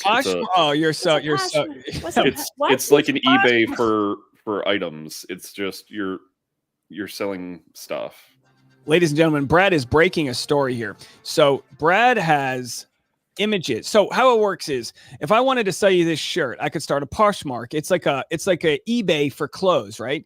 And you would place those clothes somewhere. So what Brad's saying is that Jane Doe's sister Doe, actually, like because we assumed, I go, well, I initially go, well, why would Jane Doe have a hard copy of her sister's ultrasound? Well, what if she doesn't? What if Jane Doe received this image, as you do, from a sister who lives on the other side of the country? Hey, I'm pregnant. Oh, send me an update. I'd love to see the baby.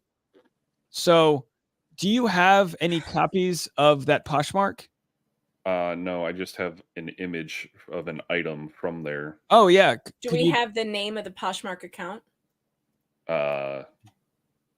Can we buy this? You who are listening to the podcast or to the live stream, if you can send me the Poshmark link, then I just don't want to. I mean, I guess that's fair. I mean, this is clearly important. I'm not trying to expose her sister, but if this is her sister's image, and we can share that this image was taken where, assuming her sister lives in New York. If I'm running a Poshmark, I'm probably not listing clothing while I'm at a casita in Scottsdale, Arizona. If I'm running a Poshmark, I'm running it out of my closet where I live. Who thought Poshmark would enter the? So now we've got triplets named Fiverr, Poshmark, and Figment. Figment. I haven't named my baby yet, so these are all in the running here. I kind of like Poshmark. I never heard that before. Poshmark. Yeah, Poshy. By the way, Poshmark is not worth the time it takes to do it. I've helped my wife with hers. I've made about 1 penny per hour helping her. It's where you can just buy people's used. A lot of influencers will get clothes and then want to sell them. We know Jane Doe is like selling all of her horse gear. You can use Facebook Marketplace or Poshmark, and then you have to mail it, and then they give you a box. She's selling her horse gear? Yeah, she was selling some of her horse gear she doesn't fit into anymore on her Facebook Marketplace. I'm having a hard time finding this Ravgen email. I know I have it. I got so many emails going through here. Well, Dave, I'm having the babies tonight if you don't find that email. Bev, that's the oh, here. Well, there it is. I found it. So just like that. See, the threats work. Now I'm wondering how I can share. Let me try to share. How do I share the audio? I guess I have to. So I have to hold on. I can do it from right here, I think, right? Share this tab. So this is the audio. Yeah, if it's on a Google Drive, as long as you're sharing a browser screen, it will work. If you're just sharing a window screen, it won't work. All right, so let's see where this just went. Let me go here real quick while I figure this out. I just want to make sure I don't pull up things that are. Oh, okay. Do you think? Okay, here we have it. Well, I mean, I think I've shared this before, but I don't know. So this is from early October, and what I'm about to share with you, 2,300 people in the chat. Thank you guys all so much. What I'm about to share with you guys is just an email I got from Jane Doe, where she's talking to, I guess, Brett, but we'll hear from Ravgen. And by the way, I've heard that Ravgen hasn't provided any information, which is too bad. It could be that they have some sort of proprietary, thing they don't want to share. But we want to see the blood results of why they say there's little to no fetal DNA. But my guess is they want nothing to do, like medical companies, they want nothing to do with these sort of court things here, even though I believe they've been subpoenaed to provide information. So anyway, here we have it. Let's go here, and you guys can listen to the phone call. He understood that the result wasn't back, and I needed to take the test again. Oh yeah, definitely. Yeah, yep, definitely. Okay, so we're still testing. We have this. I told him the date that you were scheduled for, all that. Yeah. Yeah. So this is the first little to no fetal DNA. She has tested the second, third, and fourth time. One of those was lost in transit, like a tornado hit the bus or something. Well, wait a minute. How can that? She says, so the test isn't back yet, so I need to do another one. Oh yeah, definitely. What? So the first one showed little to no fetal DNA. Clayton reports on that saying, I'm not the father, hoorah. And then that's when she starts sending emails desperately to all the reporters saying, you can't report on that. The testing's ongoing. So this is her sharing sharing a snippet of the phone call. She might have worked him down to say this. We don't know. Okay, so he did understand. It wasn't like there was any misunderstanding, you don't think? By the way, she's got good audio. I got to give her credit where it's due. She's got good audio here. No. Okay. Yeah. Okay. Because I didn't know if maybe. Okay. She's probably recording from her podcast setup. Yeah, I mean, well, she hasn't been doing that, so she's got the gear. She had to dust off the gear. Yeah. Okay. So he did understand. It wasn't like there was any misunderstanding. You don't think? No. Okay. Yeah. Okay. Because I didn't know if maybe calling him would help, but if you explained it the same way you did to me, then I don't think that it would be. There's a date. This is the date, and we're tracking. We'll get it Thursday, purify it, run it Friday, and it should be coming. Same schedule should be coming out Monday. And that was the second test, I believe, which was then not returned in time. Afternoon or so, and then as soon as it does, we're gonna give you a call. Okay, so he did understand it wasn't that the test results came back early, like he said, because I think he you know what? I'm sure he understood and just did that to, yeah. I'm. Oh, it stopped. That's weird. Let's see if I stopped. Oh boy, the file is corrupt. Little to no audio. Let's see what's going on. I sent you the deets. Oh, you know what? I was streaming it, so rather than stream it, let's go here. Okay, do you think he understood All right, that? So you won't be able to hear this. I guess I have to share my screen to get you guys to hear this because I just downloaded it. So let me just go to that. And yeah. So how many seconds is it? 9, I think it's in. You can 1 minute and 26 seconds. Okay, you can upload it to StreamYard then as a sound file. So if you go over to your right hand column, I'm an idiot, so I'll just play it from the screen share here because I have another. She sent me 2. Okay. So let me share this. She sent me 2 here, and we'll share this screen. Albums at a great price. So here it is. No. Okay. Yeah. Okay. Because I didn't know if okay. maybe calling him would help, but if you explained it the same way You hear how manic she is. Okay. you did to me, then I don't think Yeah, it would be. there's a date. There's the date, and we're tracking. We'll get it Thursday, purify it, run it Friday, and it should be coming. Same schedule should be coming out Monday afternoon or so. And as soon as it does, we're gonna give you a call. Okay, so he did understand it wasn't that the test results came back early, like he said, because I think he maybe. Well, you know what? I'm sure he understood and just did that to. Yeah, I'm sure he understood. Yeah, I think. Yeah. From your guys' standpoint, you've had it before where like the sample comes back like this, and that doesn't mean that the pregnancy is not there anymore. I mean, No. Yeah, it's just we need another sample to finish up testing. So once we get that, we'll be giving you a call, let you know. Oh, so they need another sample. By this point, there's been 3 full samples that have returned little to no fetal DNA. My thought of this, and the kind of the point her lawyer's trying to make, is that it's hard to prove a negative. They can't find the DNA. They can't prove that it's not there. They can just prove they can't find it. It's not there, folks. okay. Isn't it $700 every time she does this? I don't know. I think I'm my guess is it's not. You don't have to pay again because it's like the test isn't over. Concentrated, basically. Yeah, for fetal DNA, we need a percentage high enough that we get the accuracy beyond 99%. We don't have that with this first sample. So hopefully you come into the site holding off on drinking water, just so we don't dilute any of that fetal signal. You know, that should be quite helpful.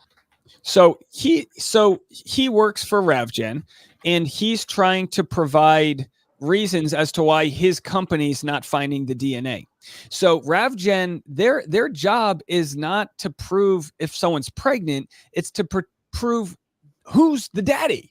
So they're looking to prove who the daddy is. And at this point, my guess is they're not finding any DNA, and they don't want to come off like they don't know what they're doing. So they're saying, we're going to need another test. That's my interpretation of it. But of course, they're also speaking to her. They've spoken to her a million times. So she's kind of telling, I'm sure they're trying to just say, Ravgen, this is Alex. Oh, hold on. So here's a different call from October 9th. This might be the same call, but let's go back to it. I'm not entirely sure if this is the same call and a longer version or whatnot. But let me go here and listen to this one. Alex. Hi, this is Let's go back to the Ravgen, beginning. this is Alex. Hi, this is Laura Owens. I called about an hour ago for Brett. Hi. Yeah, let me put you on hold. Okay, thank you. That voice. Hello, this is Brett. Hey, Brett, it's Laura Owens. How are you? Hey, good morning. Hey, I'm calling because Clayton Yeah, I saw your emails.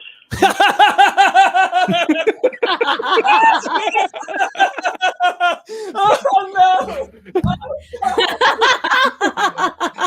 I just didn't want to respond to you.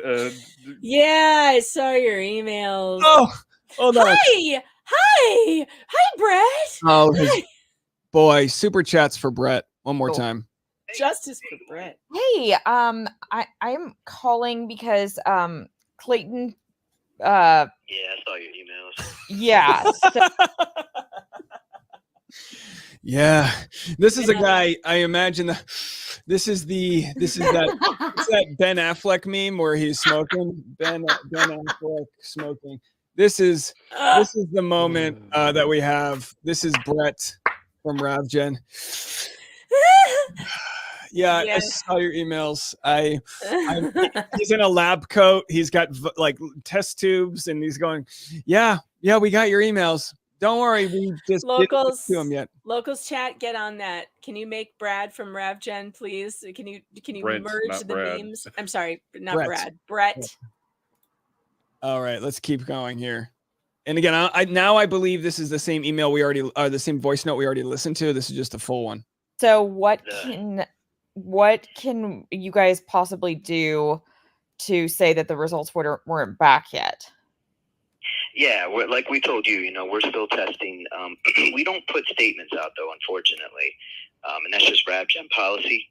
So we're not able to, put out a statement. She goes,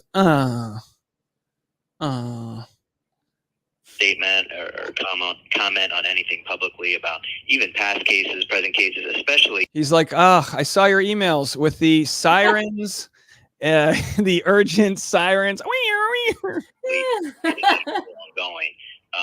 To be honest with you, it sounds like it's a legal thing. To be honest with you, if he's saying stuff like that. But yeah, we wouldn't be able to comment. To us, we still have you scheduled. We're still running a test. It's very much not over yet. So not complete, and there's no, determinations made from any of that yet. Okay. Is there anywhere online that my results would be that I could at least show that? Is it like in a patient portal or anything? He's like, you're going to need to go to Dave Neal's YouTube channel on May 1st to get the full story. No, we don't have patient portal, unfortunately. And I mean, even like we don't have, a result. We're still ongoing, but yeah, we don't have patient portals, unfortunately. What is this company, by the way? Now, again, Clayton found this company because they were one of the only companies, if not the only company, that could test prenatal paternity from twins. So, I'm not alleging this at all, but wouldn't it be wild if we come to find out that Ravgen is some company that is completely fraudulent? That's not the case. The case is most likely that they don't know how to handle this because they handle actual paternity cases. Who was that woman? She went to jail. Elizabeth something. She Holmes, talked way down here. Elizabeth Holmes. Yeah. What if it's like one of hers? Got a black turtleneck on. Little, we can do blood testing for everything. but to be quite honest, the more we don't hear from Ravgen, the more that they didn't respond. I'm assuming they were subpoenaed. I don't know, but the fact that they haven't provided. So I got on the phone with Ravgen. I don't have that information on me right now. I have it somewhere. I might have saved it, but either way, I got on the phone with Ravgen. They wouldn't talk to me without one of the parties there. Luckily, Clayton was happy to get on the phone because he was willing to say, look, this is what we have. And at that point, that was after 3 DNA tests provided little to no fetal DNA. So I don't believe Ravgen doesn't want to play ball. I just kind of feel like why would this company want to get involved in this when they haven't been able to do their job, which is to prove paternity? We're looking at it saying, but that's the whole point. They weren't able to prove it, which means it's not there. Obviously, we know that now. Okay. Okay. Well, I'll just try to tell him legally. Yeah. Attorney. Yeah. I mean, I don't know. I'm not trying to advise. I'm not sure, but yeah, definitely. If things like that are going on, definitely. Talking to your counsel, they probably give you the best advice you can have. But for us, we're ready. Once we receive that sample, we're going to process, and then as soon as we have anything, obviously we'll be giving you a call to let you know what we see. Okay. Do you think he understood that the result wasn't back and I needed to take the test again? Oh yeah, definitely. Yeah. Yep. Definitely. Okay. So we're still testing. We have this. I told him the date that you were scheduled for. All that. Yeah. Yeah. Okay. So he did understand. It wasn't like there was any misunderstanding. You don't think? No. Dave, hold on. Okay. I need help from the chat right now. I need Jane Doe's Fiverr username. Right now, I know some of you have it. You sent it to me, but I cannot find shit right now in my inbox. It's too much. So somebody needs to send me her Fiverr username. You guys found her reviews. I've got Fiverr on the line right now, and they want the username, and they're going to get me a response on if this is something that was created by Fiverr. Did you? And I also need tell them it's urgent. I am. I also need the date we first saw the sonogram, the approximate date of creation. Do we think it's going to be near that text date on Greg Gillespie's text? Oh, that's a good question. Jeez, that's a tough one. Let's take a look. That is a good question. There it is. MD Thomas 8386. Thank you. I know that's it. I knew it was her name, but I couldn't remember if it was like middle initial or what. Great. Got All it. right. Well, all right. I'm going to keep playing. You keep doing your job. Interrupt me at any time here, okay? Well, we need to figure out the date of the Of Greg Gillespie's. approximate Okay. date. Let's see if the internet, the comment section might have a better job with this. I will provide for you guys. Let me go. You know what? It might be in my Photoshop here. I'm screen sharing this right now. So I'll look through my Photoshop while we talk our way through this. We've got a lot going on in Photoshop here. So there it is. I won an award. Maria quit. We can get rid of that one. Different phone number. Evidence fake. So let's just keep going here. Do I not have it? Oh, watch out for that one. Oh, don't look. Sorry about that, guys. Yikes. Having spaghetti last night. Hashtag yikes. All right. So I'm still looking for that photo that I have. Let's go back to here. All right, guys, you might be witnessing a case being cracked wide open. So hang tight. Sometimes these things don't all happen at once. But Brad was able to piece together that the table that we were looking at from the ultrasound, we believe to be her sister, might line up to be the same. Now, again, by all means, we already have like this damning smoking gun information, but it's just further proof there. Now I'm going to try to find the latest photos we have of the doctored ultrasound. Let's see if this is Fiverr it. logo. All right, so now, Brad, drop Yes. the timeline in the private chat. That's where all this stuff is. Do you have the Padlet? Mm-hmm. So this says October 6th, 2021. Now, that doesn't mean that, I don't know the date she sent this, but let me find that out right now. I'm going to find that out right now. The date that she sent this to Greg. And that might provide us. Be 2021. What? Wait. Let's be text. 2015? You mean it was from 2015, but she put a date on it, or somebody did, that says sorry. Yeah. So right. The initial 6th. image is 2015, but that's because she found that on a blog from the lady who's now probably Pregnancy announcement August 6th, 2021. Yeah. So I just texted a source to find out the first date that was sent, but let me go through some images as well to see if there's any other evidence, timestamps, and things like that. From the text chain that she sent. Here it is. Give me a second here. So I'm gonna get this to you guys in a second here. She sent this probably before August. It's going to be before August 6th. It was probably August 1st or a few days before then. I'm looking at the videos right now that are going to show the first date she ever sends this to him.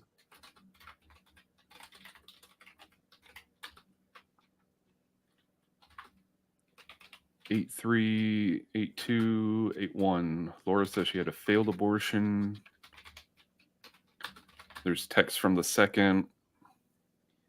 She said, "Here you go, an ultrasound and a lawsuit," and that was sent. Oh, sorry. I'm gonna get this in a second here. So she was trying to prove, and why don't I share this with you guys? Let's look at it together.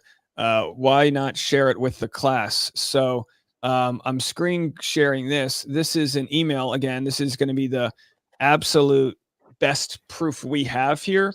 So this is an email. This is a text message thread.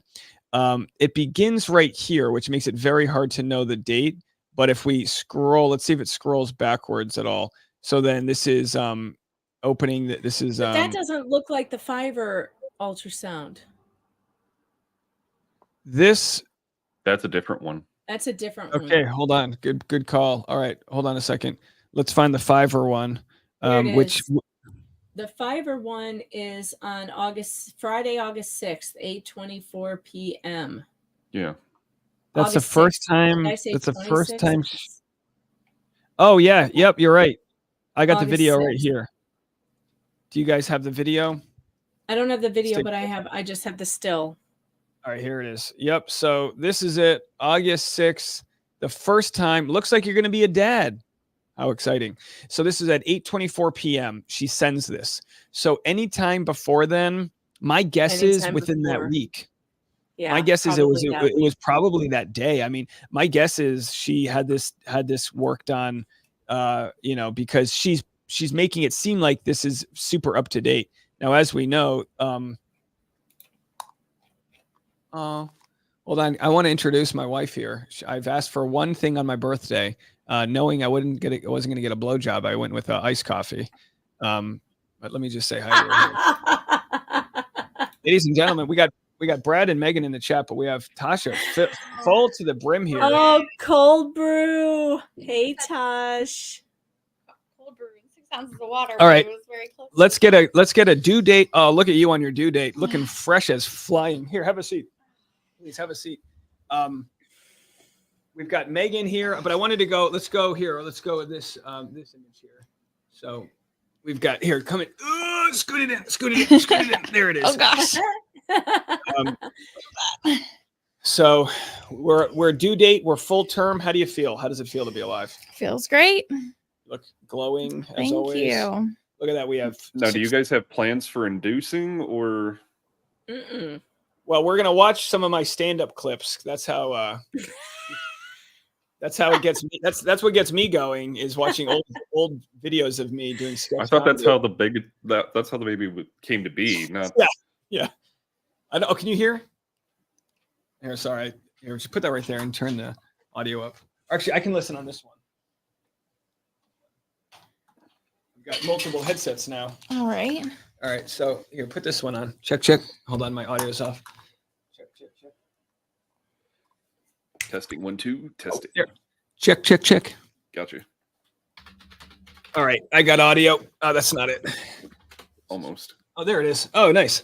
So anyhow, now we don't have plans for inducing. I think I don't think we want to have the baby today, right? Yeah, I'm counting all of this bonus time as a blessing so that I can continue to mentally prepare. Yeah, we have a French doula who says in France the date of birth will actually be May 8th. The due date, yeah, apparently they calculate due dates differently in Europe than they do the US. So we're just taking our time. Honey, you are part of the largest live stream we've ever had at 2,500 people. Wow. Now I feel shy. So why does it smells like dog piss? Oh, the dog's in here. We gotta smell The it. dog just came We inside. have a smelly dog. Anyway, we're doing some research right now. Megan has Fiverr on the line. Mm-hmm. Wow. It turns out They Fiverr. say they're going to get back. This is let me tell you how unusual this is, by the way. They must really not have liked my press inquiry and they want to take care of it because I've never got one back that said, thank you for your inquiry. What's your deadline? And yes, any information around the photo you may have, including the date you first saw it or the date of creation and possibly the name of the freelancer or their username would be helpful. I'll get you a response as soon as possible. Wow. Well, looks like they don't. Looks like they've got more than a Fiverr legal team there. So interesting stuff. You don't want to be here, do you? Oh, I'm just, I got my to-do list. Tasha's like, I've got important things to do. I need to get a pedicure. I gotta get. That's so far down the list. Okay, No, well, but I'm gonna run to the store. okay. Ladies and gentlemen, Tasha Courtney on her due date. Hi, everybody. Good to see you, Tosh. She looks adorable. She looks so good and healthy. Doing her pregnancy yoga. Such a Yeah, cutie. she's got Megan gave us a nice nursing cover, which I guess she doesn't want Tasha to be flaunting her hoo-has. No, I just don't want weirdos to be giving her the stink eye. Yeah, don't want weirdos to be checking her out. I understand, but thank you so much. That was very kind of you to send us some nice. That thing is my favorite thing too, and because here's another great thing about those nursing covers is that eventually, the babies get to an age where they get distracted when they're nursing by different things, like things moving, people walking by and whatever. And if they turn their head and they're not nursing anymore, the milk just keeps spurting out like a fountain, and so it becomes this whole thing, and you're like, come back. So the cover kind of keeps them from getting distracted Yeah, as well. like horse blinders. Yeah, like a blinder. Yes. Use a equestrian term here. Well, why don't I do this? I'm going to play the rest of this audio, and I'm going to go run to the bathroom. Why don't we do that? Okay, sounds good. Because I've been sitting here cross-legged, trying not to, leak any business here. Let's do this. I'll leave it with you guys. Here's the rest of the Ravgen call. Let me know if they say anything interesting. Okay, because I didn't know if maybe calling him would okay. help, but if you explained it the same way you did to me, then I don't think that it would be. There's a date. This is the date, and we're tracking. We'll get it Thursday. Purify it. Run it Friday, and it should be coming. Same schedule should be coming out Monday afternoon or so. And then as soon as it does, we're gonna give you a call. Okay, so he did understand it wasn't that the test results came back early, like he said, because I think he maybe. Well, you know what? I'm sure he understood and just did that to. Yeah, I'm sure he understood. Yeah, I think. Yeah. But it sounds like just from your guys' standpoint, you've had it before where like the sample comes back like this, and that doesn't mean that the pregnancy is not there anymore. I mean, No. Yeah, it's just we need another sample to finish up testing. So once we get that, we'll be giving you a call to let you know. Okay, so it just needs to be more concentrated, basically. Yeah, for fetal DNA, we need a percentage high enough that we get the accuracy beyond 99%. We don't have that with this first sample. So hopefully you coming to the site, holding off on drinking water, just so we don't dilute any of that fetal signal. That should be quite helpful. Okay, and the lady who came was really confused about the fact that she had to put the solution in afterwards. She said she'd never done that before. So I don't know if that had any impact on it. She hasn't done one of our collections. Yeah, I'm not sure. I'm not sure their mobile, who their mobile is or who they're using for that or who was doing it. But yeah, that's why the instructions on the sheet tell exactly what to do. So yeah, after the blood is drawn, one of our earliest inventions is adding formaldehyde to that blood. That's a fixative that helps with the percent fetal DNA that we get on receipt. So after it's drawn, they just shoot it right in there, and then it's good to go. Okay. Well, I'm sure it'll be better going in person. So I will. I'll do that on Wednesday then, and so I should hear back from you on Monday then. Yes, ma'am. You got it. Okay, sounds good. Thank you so much. Of course. Okay, you too. I mean, what did she think was going to happen? They never found fetal DNA. What was she hoping for? I have no idea, but he's trying to give it in the best. He's like, oh, it's just really hard to detect, but really hard to detect because it doesn't exist. That's the problem. Yeah, and she might be playing theater arts here, knowing she's going to send me this phone call. Again, so what we see here is threats to sue the different. Let's go back here. She has the threats to sue people, basically saying, "Hey, you're not covering this. You're not. There was several. Hold on. Why can't I? I'm trying to control this here. I'm trying to find the email she sent. I believe it was to, it was one of those Us Weekly or, like you said, In Touch style. I mean, she's trying to get anyone to cover it. Clayton's lying. Please read. So this person tips. And again, we don't know what the tip is. Clayton's lying. A defamation suit will follow if this is not changed. Clayton is lying.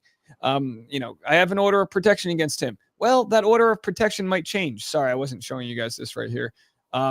So yeah, there's we don't know what tips. Most journalist hotlines are labeled tips, but please correct your article. A defamation suit will follow. I mean, that must be to Us Weekly. Only a few people covered this, so it could have been The Sun. It could have been Us Weekly, Page Six. All these other people never covered it, even though she emailed all of them. So that kind of takes us to the end of this video. I do want to read a couple super chats. And Meg, any update from you? Not yet. I'm still working on my response to them. All right, get to it. I'm just going to read some super chats here. Elizabeth with $5 says, a Fiverr, why is that printed ultrasound horizontal? I thought printed ultrasounds were vertical strips. That's a good question. It could have just been the type of printer. Brad, do you have any reasoning as to why that might have been that way? I don't think that's. We believe it to be a real ultrasound. Yeah, we believe it's an ultrasound. We just don't know I don't think there's anything to see from whether it's vertical or horizontal. Chris Jenner, thank you so much. $2 said, did you see in the court documents she was pregnant on January 1st, 2019? I did not see that. Let me know what page that might be. Sarah says, happy birthday, Dave. Thanks for all your hard work exposing this criminal and, of course, the fabulous Bachelor smut. It is smut. I don't deny that. Your coverage has been more than fair. We love you. Keep it up. Thank you so much for that. Liz H. Said, happy birthday and due date. Sent you an IG message with a link to a community message board with Sonora HCG results for pregnant women. Thank you so much. I appreciate that. We will definitely look into that. Let's see if we can get those results there and see what a pregnant HCG test would actually look like. Deb, $2. We love long live streams. Thank you. We love you. Hey, Legal Vices, we appreciate you. Happy birthday, Big D. Have some squiggly W money. We appreciate that. The Korean economy is flourishing. Flux says, as a former Rhode Island resident and recovering Dunkin' addict, enjoy a large cold brew for me. Happy birthday, Dave, and happy dadhood. Oh, thank you so much. I appreciate that. Emily Dugan, $2. Happy birthday, Dave. Thank you. Thank you. AA.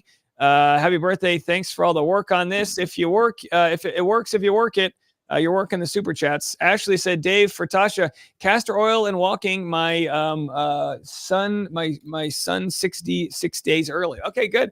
Hey, thank you so much. Yeah, we love castor oil. It's what I put in my hair because I'm not messing around. Ange with $2. Thank you so much. Erica with 5. Happy birthday, Dave, from one of your OGs. Nothing like Bachelor Nation drama to make us feel better about our own lives. Well, hey, at least we're all trying to live our authentic truth here and not convince other people that we are pregnant. AZ Techie, they should subpoena mail track for real scent list. Oh, very interesting. Could they do that? Could they subpoena mail track? Ann Tuttle, how kind, $50. Happy birthday to one great guy and future dad. Thank you, Ann. How very kind.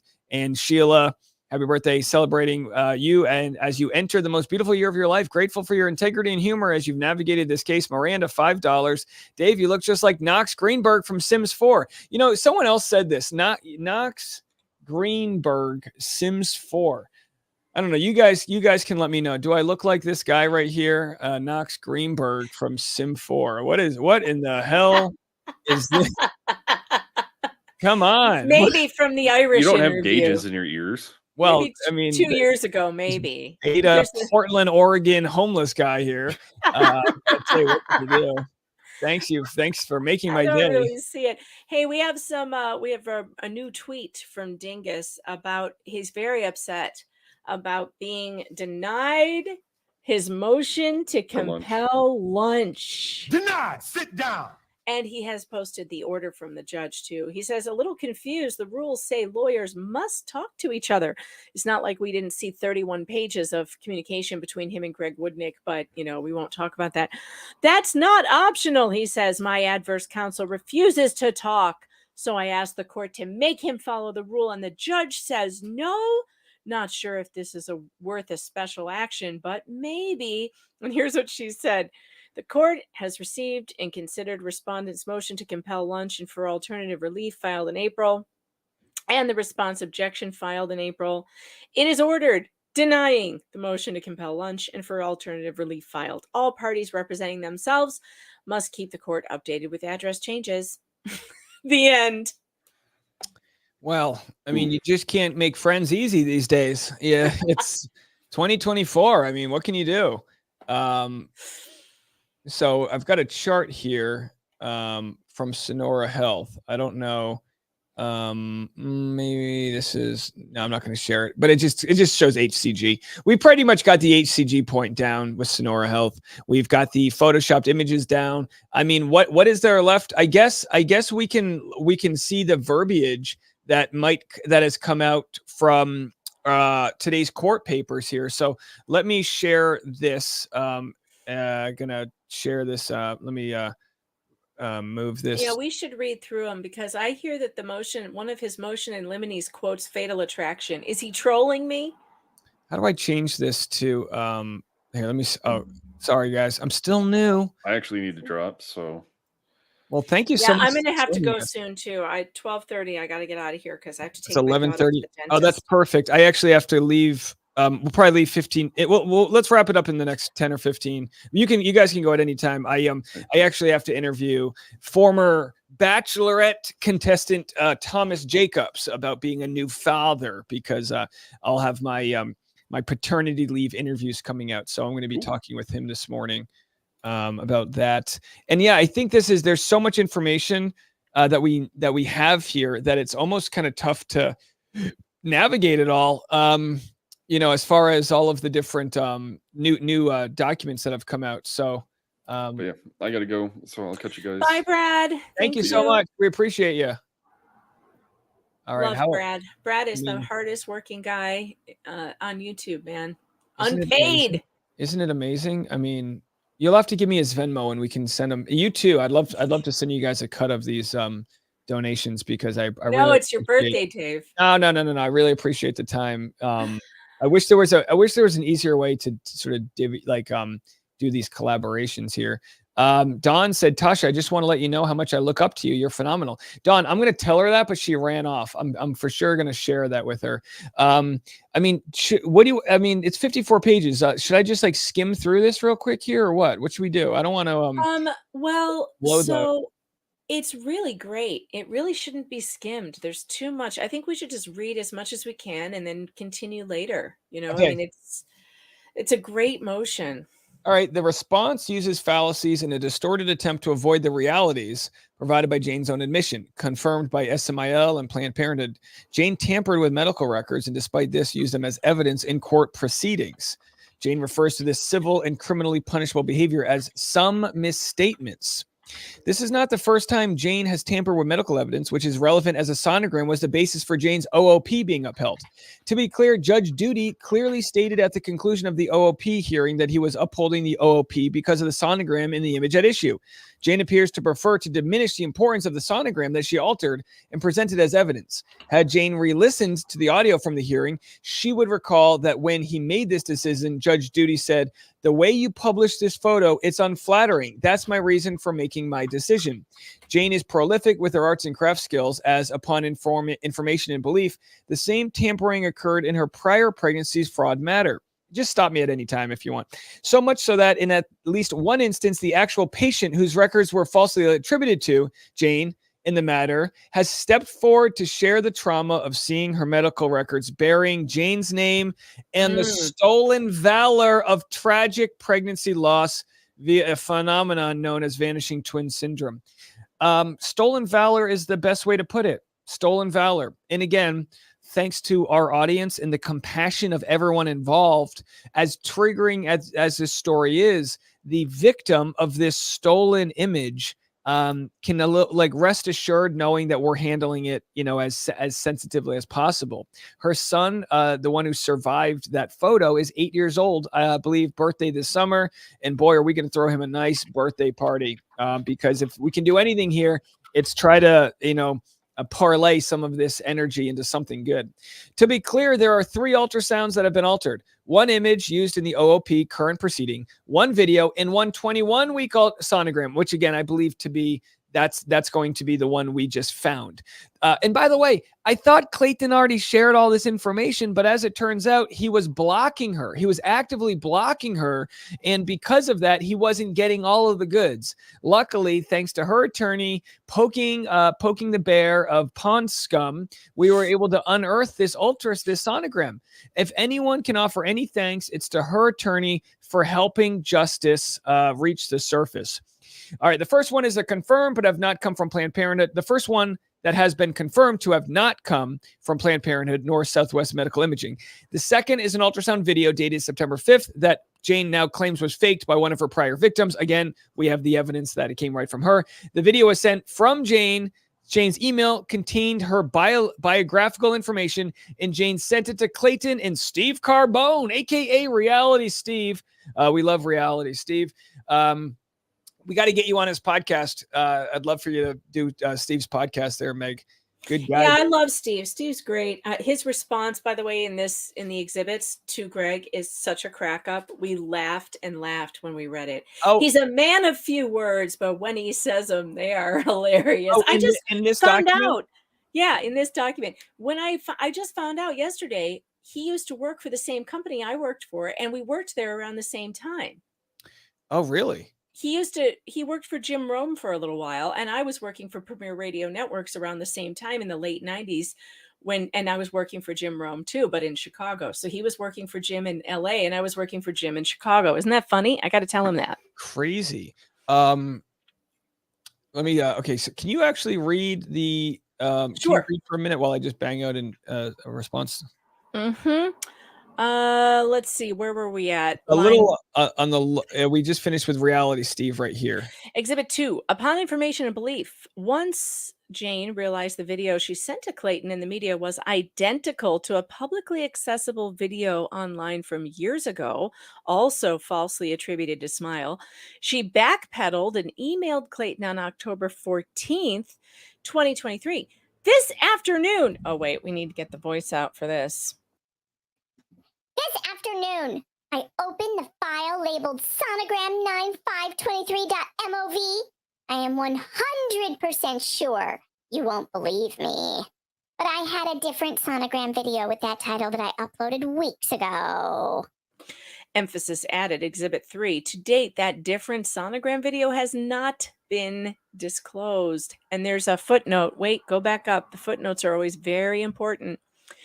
Oddly enough, Jane's counsel blogged his theory that Jane has experienced this rare phenomenon, what the hell is a vanishing twin? See What the Hell is a Vanishing Twin on April 18th. Boy, he had no clue the depths of information that were out there. I mean, I know he's doing this bravado thing where he's defending his client, but he must have these moments at night where he's like, damn, really? Damn, she sent a 21-week ultrasound that was actually her sister's. Damn, she had HCG tests that were, damn, you know? We tried to tell him. He didn't want to hear it. He blocked me for answering the question that he asked. The very first time I responded to his question and I was like, okay, I feel bad. I'm going to help this guy out. He blocked me immediately. So he has no excuse. Receipts. Yeah, no excuse. The third is a sonogram of a fetus that appears to be 21 weeks and 3 days old. This sonogram was sent from Jane's email on October 12th, bears the last name Doe, and was sent to the media with, by the way, I'm the media. I am the media. With commentary from Jane that the last imaging I had was troubling to me because I thought the boy's profile looked kind of weird attached, but the sonographer didn't say anything. This sonogram has not been disclosed nor have any communications supporting Jane's repeated claim that she was pregnant with boy and girl twins, despite the motion to compel requiring the same. Upon information and belief, Jane opted not to disclose this sonogram or provide it to her own expert because it does not comport with her new July-August miscarriage timeline. Yeah, isn't that interesting? She didn't disclose this information. Why? Because she either forgot she sent it to me or she was just hoping I wasn't going to share it. Again, thanks to her lawyer, we found it. Jane appended expert report and her counsel sharing the same on Twitter are contrary to court order, and Jane repeated claims that she was in need of protection. Not only did Jane's counsel presumptively, with her assent, post his 100-plus page response on his personal Twitter account, which included the same medical records Jane demanded be protected by this court and both expert reports contrary to court order, but they also provided commentary that the expert report prepared by 2 medical school obstetrics professors was a soft 2 on a scale of 1 to 10 for Jane, 10 being bad. Jane's counsel, ostensibly with direction from Jane, continues to espouse his theories on the case and publish Jane's private medical records online and on his law firm blog. This, contrary to Jane's repeated filings and assertions in her order of protection hearing and before this court that she was entitled to this court's protection in light of the negative public in reaction to her reaching out to the media, The Sun, and other tabloids, as we just showed dozens of tabloids, really. Moreover, her counsel not only shared her medical records on his personal Twitter, but is also engaging in discourse about elements of the case the parties were ordered not to disclose with a private individual alongside his client. This flies in the face of the court's order that no party shall disclose outside of themselves any medical or other documentation. See court's minute entry dated February 21st. Although expert reports have no bearing on the fraud Jane perpetrated on the court in the order of protection at issue, Jane expert report only shows Jane's lied at minimum by omission to her own expert. Jane has admitted to tampering with the sonogram relied on by Judge Duty when he granted her OOP. This is fraud and evidence tampering. Her Her expert's report, which appears to rely on fabricated data and omitted medical records, are about having her ovary removed, has questionable value. Jane's altered a sonogram and used that fake evidence to secure an order of protection. This is fraud upon the court. To the extent that this court believes the improperly published expert report is relevant, it should be noted that absent from Dr. Medshow's report is any review of Jane's medical records that show she had an ovary removed in 2016. There is no mention. Okay, so then it goes on and on about the no mention of any of this. Of Now, the look, ovarian cancer. are you going to be going live today? Maybe later, but I wanted to while. leave some meat on the bones for you since we're both going to have to get off here in a few minutes. So why don't we pause there? I know there's a lot to cover here. There is a lot to cover. I want to get to the motion in limine. Tug's going to be streaming tonight, so most likely he will be reading through these as well. You wanted to get to which motion? The motion in limine. That is that in here? Yeah, no, it's another one. Oh, I see what you're saying. And it's a couple of apparently, I guess he quoted Fatal Attraction is what people are telling me, but I haven't been able to read it yet. It's several pages. It's well, why don't we just search for the Fatal Attraction quote? We'll give a little preview here. It's 6 pages long. It's not that. Here it is, 9 pages. But can we? All right, here it is, folks. There it is. Why don't you start from the? What does limine mean? Okay, so a motion in limine means a motion to limit, basically. It wants to limit testimony. What he's trying to do is he's trying to say, I don't want these people testifying in this case, and here's why. This is his theory about the Weinstein case and how it's going to be like that one. I think he's wrong, but let's wait and see how it works out. So it says this theory is obvious in its face with the need for support from other witnesses. It is essentially a purely rhetorical argument that could be made in any similar situation, including in cases where the pregnancy results in the birth of a healthy child. Men who find themselves in Mr. Eckert's position have always accused women in Miss Doe's position of lying about being pregnant as a way of gaining leverage. That same classic theme forms the plot lines of countless films, including the 1987 thriller Fatal Attraction, in which Michael Douglas has an extramarital affair with Glenn Close, who later claims she is pregnant before she repeatedly stalks Douglas, kills his family's pet bunny by boiling it in a pot, and famously warns, "I'm not going to be ignored, Dan." If Mr. Eckert believes Miss Doe wanted to trap him, he does not need to call any other witnesses as a backup. He can offer that argument based entirely on his own personal beliefs, and the court can either accept it or reject it. But what's weird about this is that, for one, I don't think you want to be bringing up Fatal Attraction in this case, because then the judge is going to have that in her head and see the correlation between, what happened here. But also, he's trying to exclude testimony from the former victims, right? Because Greg has 3 victims on his list of witnesses. And so this is a motion to get rid of those guys because he doesn't want to hear from them. But strangely, he asked the judge to take judicial notice of Greg Gillespie's case. Do you remember that motion? He asked the court to take judicial notice. So he actually asked to introduce Greg Gillespie's information into this case. The chances of her saying, we can exclude them now after I just granted your motion to take judicial notice of Greg Gillespie's case are pretty slim. I mean, MG, there's a lawyer in the chat. MG, what do you think about that? You think what do you think the judge will do after Dingus has already asked for judicial notice for Gillespie? It's just wild stuff. Yeah, let's hear what he has to say. But I've got one more piece of evidence I wanted to share with you. We're going to go with the entire screen here, if you don't mind. Of course, it's my birthday. I'll cry if I want to. Luckily, I'm crying tears of sort of happiness, really. But here we have there's a fly in this room. Here we have the ultrasound. I'm going to take off this mosaic filter that I had. But this is the ultrasound that, sorry, hold on one second here. Boy, these Photoshop tools are tough to use. This is the Oh, that's a bad copy. Hold on. Sorry, I have to find a better copy of this ultrasound. What I think is, so there's a deal with prior bad acts, which is how Weinstein, his New York conviction was overturned, because you can't bring in prior bad acts with witnesses that aren't a party to the case, but you can bring in character witnesses. So this is not the same thing at all. Now, are you the reason why victim 0 is now potentially going to speak? Is this something that's going to happen? I really don't know. I wish he would. I have been saying that. I've been asking him to come forward. I don't know if that's actually going to happen, but I think he's on the witness list. So, and I mean, he's saying in here that he wants to exclude all of them, including Greg Gillespie, Michael Maricini, and Matthew Mulvey. So Matthew Mulvey is on the list. So did Matthew decide to come forward? We don't know. It sounds like it. So we already know that this is, again, lighting is different. So I don't know if this is if we can prove that this is the same table. But the question that I guess Brad brought up was someone had mentioned that Jane's sister's Poshmark, which is on the right. This is a sports bra, whatever the hell this is. On the right here, is this table the same as on the left? Now, it doesn't look the same to me. Although it could be a different spot on the table, but yeah, in the left, the one on the left looks more beat up, like on purpose, like a weathered and a darker stain. That definitely could be the lighting, but yeah, you would have to have like the ultrasound would have to line up to something zoomed in like this. But yeah. This is a tough one, a tough sell. It's not far off. Look at the top. Zoom back into the top.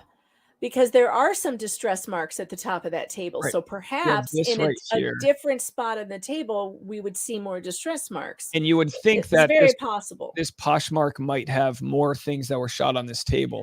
I found a few more. I just didn't see any that were as clear as this one. This one was a little clearer. But I didn't go through the whole thing. You're right, though, that color-wise, it'll be different. But if we can see some sort of knot in the wood. But again, right. I mean, at this point, it's like, it makes more sense that this was sent to Jane Doe, just like the pregnancy belly video from her sister was sent to Jane Doe. Wildly offensive, but that's what it is. It's wildly offensive that she would use her sister's, happiest moments. So MG Law has commented that he does not see Judge Mata excluding Gillespie after Fungus filed a motion for the court to take judicial notice of that case. Yeah, that would be really strange. That would be like, Your Honor, I need you to take notice of all these things that happened in this case, and then going, Your Honor, we have to exclude everything from that case. That you're asking for the two different things there, Dingus. And I don't know where you went to law school, but I don't know. Was it Guam? We're not sure. Oh boy, what a day. I mean, how do you even, this is the problem when people go, can't you just explain this all in a TikTok? I go, well, no, that's not what I do. I don't do TikToks. I show you. They always say the best form of storytelling is to show, don't tell. And we showed everybody the forensics, the forged things. If she was so brazen to want to sue me or you or us for defamation, we haven't even cracked the surface on the web of lies she put together. Let me just put it this way. If she did fake cancer, now is your best chance to not have that exposed. Now is your best chance, Jane, to leave it all alone, because once you start going digging, you find out more. You're so lucky we don't know Chase J. Jones' real identity. You're so lucky that these things haven't been figured out. Now is your chance to just take the loss and get the fuck out. Just get the fuck out. That's like, you're not going to sign the paper. Sign the paper that says that you made it up. Just sign it. Go say you're going to get help and go and move on with your life. And we will all stop talking about this story. We will literally have one more stream about it. Like, it's over. Clayton's moving on with his life, and I'm going to go back to what the hails. And we'll do a yearly, we'll send her a birthday, a pound cake or something. I don't know. We'll get our photographer. We'll check up on Clayton once in a while, but I mean, it really will die out. It will. And then she doesn't need the money, so she can go away, go to a treatment facility, get everything regulated, get your health in order, be a healthy weight, go jump horses, do all that. And I truly mean this. Eat a fucking sandwich. I truly mean this. The most interesting thing she can ever do is come back in a couple of years and have a video explaining why she did what she did. It's the most interesting thing you can do. And then you could even do a podcast where it's from the eyes of somebody who's been there, who's been the person who tried to live a lie. Deburden yourself. Deburden it. That's my birthday ask. Please, deburden. I mean, we brought the birthday receipts. And there isn't much else to say. I truly appreciate you joining me today, Meg. There's a link in the description to your YouTube channel. Everybody, double check that you are subscribed to Meg. I will be repaying this and going on your live stream till the end of time, till the cows come home. Awesome, because I love having you. I love knowing you. You've been an absolute joy. You and Tasha both. I wish you all the best. I hope you have a wonderful birthday today. I hope you get a lot of breadsticks. I hope you guys go out and have a good dinner and try not to stress. Although I feel like the stress has really lightened up in the last week or so. I feel like it's just all crashing in. The walls are coming down, and I don't think we have anything to be worried about. I think we've done really good work on this, Dave. I think you've done excellent work. I really meant it today. I tweeted out a happy birthday to you, that you are a real journalist, and that's no joke. I think you've done amazing work on this, better work than most journalists I've seen at the New York Times or the New York Post or anywhere. So good work. Good on you. Oh, thank you so much. I didn't check my Twitter, so I'll pull that up. But I do. It's a little bit of a roast, but oh, now you're telling me here.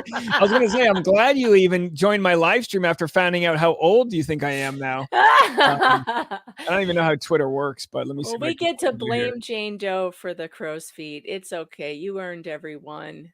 Everyone. It should be tweeted at you. There it is. Happy birthday to a real journalist with integrity. You earned those eye bags and crow's feet. Here's to you. They call him Rubbish Dave. Yeah, that's right. I'm barrel scraping. See, I used to be called, here it is. That's Rubbish Dave. I used to be called Barrel Scraping Dave back in the day. Barrel scraping season was the season in which we would kind of look at things that didn't matter and we would scrape the barrel. Barrel Scraping Dave. But now we have Rubbish Dave.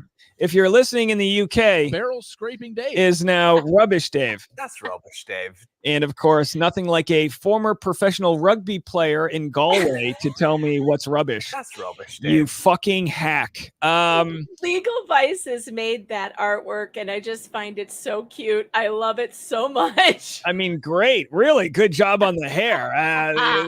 He's got the eye color wrong. We have blue eyes, but that's neither here nor there. Looks like it's not rubbish. That's the recycling bin here. So at least they're looking towards that. All right, I'm going to play you out of here with birthday receipts. Right. Thank you so much for joining me. I really appreciate it. Megan Fox, everybody.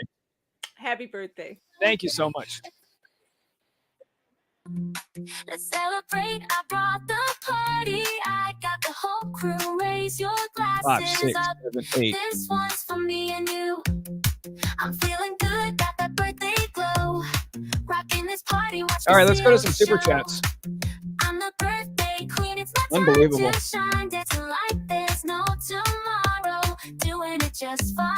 There it is, folks. 5, 6, 7, 8.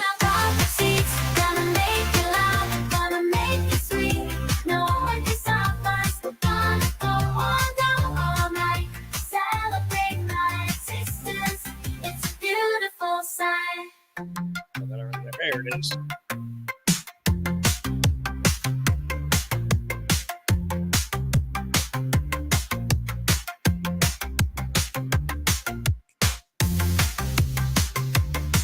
All right, we're losing our audience. Don, again, thank you so much. Don Lee, multiple Dons. I can tell you to go have lunch for your birthday, big boy Dave.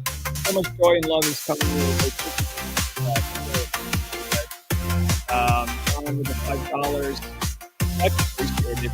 Stephanie, $50. Happy birthday, Dave. Here's some Skrilla to toast your day and baby's upcoming arrival. Thank you so much, Maria. Mariah. Late to the party, but happy birthday, Dave. Better late than never. Nuts in lick it. Happy birthday, Dave, and thank you, Meg, for your relentless innovation skills. Yeah, we are. I do not say this.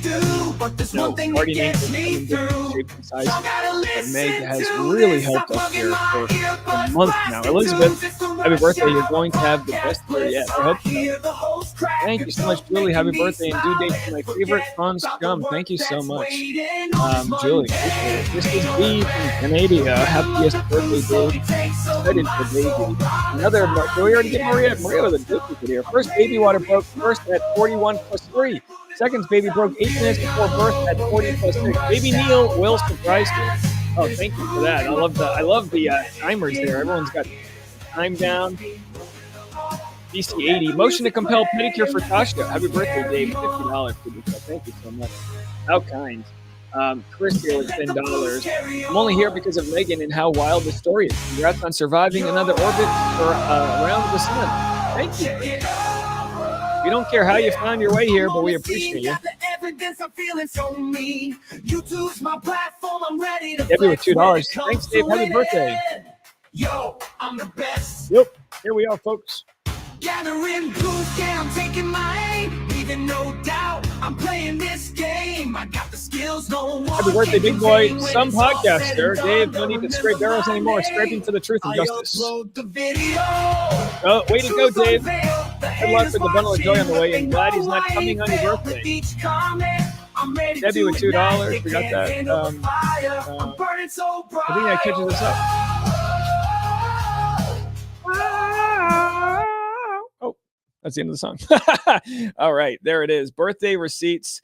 Birthdays were the worst days. Sipping champagne like a... Okay. Anyhow, folks, I've got you guys. I'm getting birthday messages from people here. Oh, my mom sent me a birthday. Oh, she sent me a birthday steak. That's nice. It's arriving tomorrow. How kind. Let's call my mom up. Why don't we call? Let's call mom. Can you guys hear? Okay. Let's see if we're on the air. Let's see if we can get this here.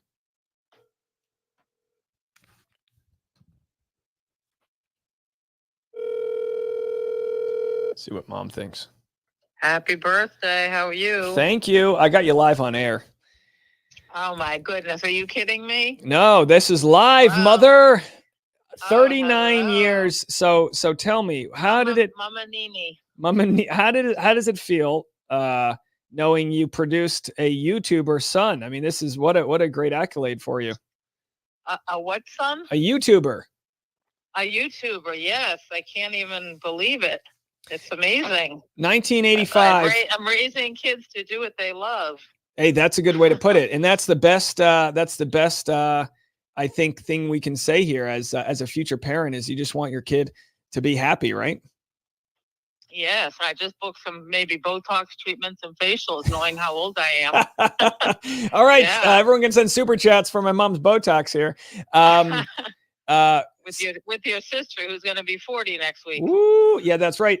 She doesn't know this yet, though. All right, we won't tell her. She doesn't support my channel. So you have Irish twins. What was that like? You have 2 kids under the age of 1, 350 or so days apart. I think the most interesting thing was in Mother's Day 1984, I was not a mother yet. And then Mother's Day 1985, I had 2 babies to see how close in age you are. Wow. Isn't that interesting? It's wild stuff. Well, yeah, I mean, God was with me the whole time. We provided. We got out of it was stressful the first year, that's for sure. Well, it must be nice having a little bit of a victory lap as some of those harder days are over. I guess that's probably the beauty of being a grandparent is you get to relive it all from maybe without all the anxiety and stress. Absolutely, having little time to not have heartbeats everywhere waiting for you. That's the way I look at it. I don't have to run home to be there for anyone or even an animal right now, or it's kind of freeing. First time in it's first time in a long time. So I know you had kids living under your roof in the 80s, 90s, 20s, and 2010s, and 2020s. So for 50 years, pretty wild stuff. Wow, 40 years, yeah. Now, I wanted to ask, was I born on my due date, by the way? I don't remember.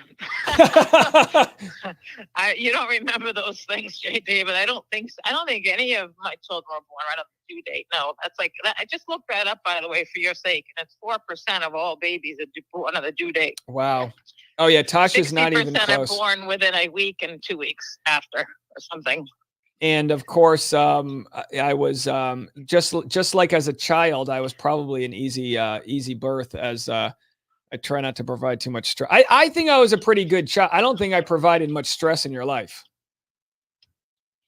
Not at all. Well, way to answer that You've slowly. been a joy. No, seriously, David. I used to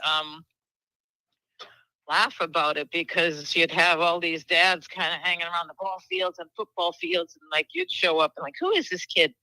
And you'd always, you worked very hard to always be the best. And I sometimes wonder if you had something to prove to somebody or whatever, but I've always had a chip on my shoulder for sure. I mean, I was thinking of Steve, my childhood friend, and his dad was like a semi-pro athlete and his grandfather was like a tennis pro. And I was watching the King Richard movie with Serena and Venus. Have you watched that? Have you watched that movie? I had to remind, I said, Luke, we should watch that. And I think he said, we already did. So, okay. Oh, you must have fallen asleep. All these movies seem to run together, but well, yes, you get to see scenarios where you have some people get the King Richards and some people don't. But I guess as I'll be a dad, I just don't want to put any pressure on my son. Like Steve's dad. Next thing you know, Steve moves to the mountains in Colorado, away from his family. It's like you want to raise your family, but not push them away and not push them away from their goals. And how do you not put in today's society, it seems there's so much stress on kids to succeed. And I don't know, I'm going to want to have like a little petri dish to let our son kind of dabble with whatever brings him joy. Well, I think the saddest thing I see nowadays with parenting is parents, and someone said that the George Orwell 1984 book is now out on audio and you should listen to it again, because parents are now afraid of their children.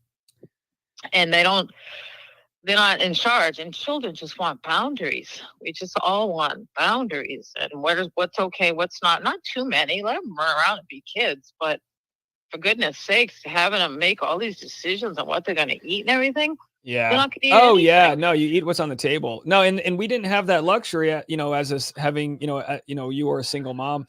It was kind of like you just did what you could. And yeah, I agree.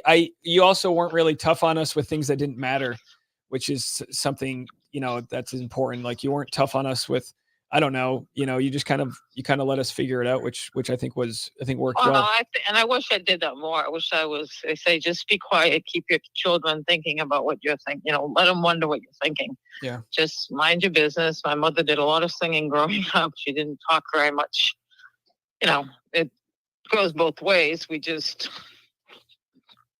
kind of went with the flow. Yeah. Well, I appreciate you. And I know it was so nice to see you for the baby shower, and you'll be getting updates pretty soon. Now, this will be what, your 11th grandchild or 13th? Number 11 and 11. The ones are special numbers for me.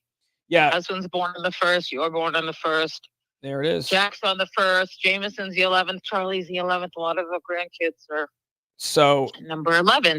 So we'll have 11, and then you'll have another grandkid about a month and a half or 2 months later. Yes.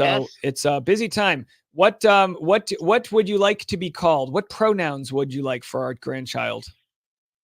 Please. Nini, grandma, granny. Nini, I like. Actually, I wish it was more Cece now. Cece. All right, we can go with Cece. That's more. Cece or Nini. Well, Nini, they like. Don't overdo the Botox. I need our kid to not be scared if he looks at you. Yeah. Last time I did fillers once, and all my facial recognition on all my cards didn't work. So No way. I think that was too much. No, I'm sure anyway. But I'll call you when I'm off air. But all right, love you. Love you too. I'll talk to you soon. All right, see ya. Bye-bye. Bye. There it is, folks. That's the mother. Always good to hear from the mother. Working relationship, very good with the mom right now. Which again, it's been good for a while. Let's see. Judge ruling copy is ongoing, waiting for the scan, redactions from Woodnick. Anyway, we're getting a lot of oh, we have pizza on the way. Our good friend Susan is sending us pizza right now. So anyway, I appreciate you guys so much. I'm going to be going live on Patreon relatively soon. And Patreon will be behind the scenes as I do my interview with Thomas Jacobs from The Bachelor. He's a recent father, so we'll have that going on. Again, so much to cover. So many amazing, people that have been in the chat here that have been with us for a long time. You're so appreciated. It's a two-way street. And I definitely wouldn't, I'm kind of back into the live stream gig now that I've got more time, better Wi-Fi and all that jazz. So I've been doing a little bit more of the live stream world, but between the hundreds of gifts, we're writing all of our thank you cards right now. It's literally like there's so many, it puts it into context how many people have supported us. And we thank you guys all so, so much. I tell you what, I have to get on to the Patreon. So let's take the time to do that. I'm going to be going live on Patreon literally right now. So if you want to be a part of that, you can check us out. Here it is. And again, by all means, no pressure. I know it's not for everybody, but if you want to be a part, it's patreon.com/Dave Neal. We will be live over there, where I will then be continuing to cover all of this info. There's obviously so much to get into with some of these documents. It's going to take some serious amount of time to break it all down. From the fetal attraction nonsense to some of these documents. But anyway, I'll give you guys a few minutes to get over to Patreon. Let's see if my email has made the exhibits here. I don't know if my email is in any of these exhibits. I guess let's just go all the way to the bottom here. So Planned Parenthood said they don't understand what's going on. What else do we have here? Planned Parenthood, lots of emails from Planned Parenthood. Let's see what else we have here as far as documents go in the evidence. We'll have to see if my email has made the evidence here. Again, not to say that as a point of bragging. We all know, obviously, the information. From Greg to Steve. As you may know, my office represents Clayton in the residual portion of a paternity matter pending in Arizona. So they're asking Steve for information. Steve said, here you go. One of many bizarre emails she sent me that in my mind proved nothing. Get a bigger one for you right here. And no, she never followed up with any sort of defamation suit against me, despite what her subject line says. And this, I believe, was after I'd gone off on her in my podcast, calling her a dumbass and a liar. Enjoy. That was from Steve. So she threatened to sue Steve right there. And anyway, he said she didn't follow through. Here's another exhibit. Clayton, this afternoon, I opened the file labeled sonogram and it matches up with the still photo that Dave sent me, which I told him was not my ultrasound. So then here are the attachments. Dear, sent on behalf of Uncle Joe, thank you for your note. It's an extraordinary story with Gillespie. I'm glad. Okay, these are the emails that Jane purportedly got from Uncle Joe Cotchett. Let's see what else we have here. This might be a completely separate thing. The reason for this motion is amended motion to withdraw as attorney of record with defendant without consent. I don't know why they're. Oh, hold on, folks. I might have someone here. Hold on.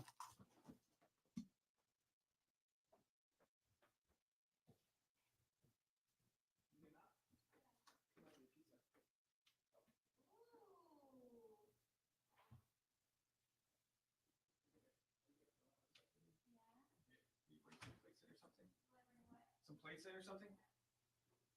Oh my gosh. All right. Well, as it turns out, there was a motion to compel lunch. And I want to let you guys know, now that we're down to a very intimate 1,800 people, a motion to compel lunch was just filed. And you're not going to believe this. This just arrived at the front door. Marco's Pizza. Can we get ready for the reveal? You guys ready for this? Maybe I should play. Should I play some music? I feel like this deserves music here. Let's do this here. Oh my gosh. This looks like garlic bread had sex with pizza. It's thick. This is the carbohydrates are ongoing and there's dipping sauce. Hold on. We have a very crunchy pepperoni. Hold on. This, oh my gosh. Wow. Holy hell. Motion to gain weight.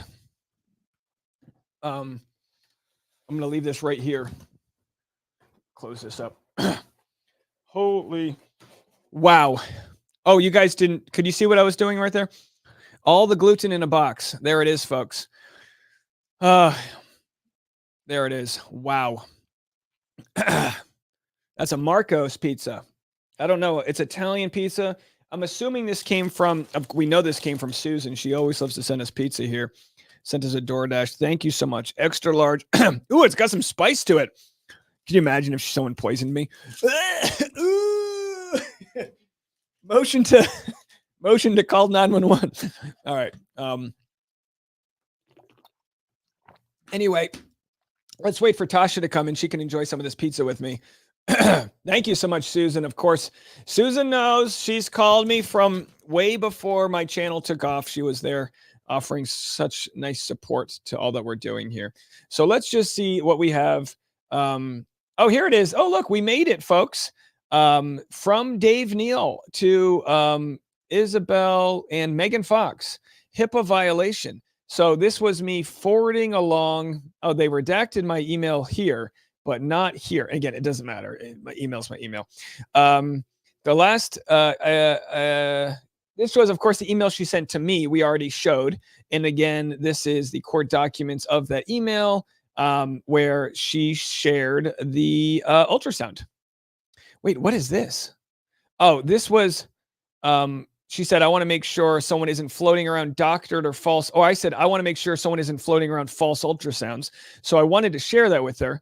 I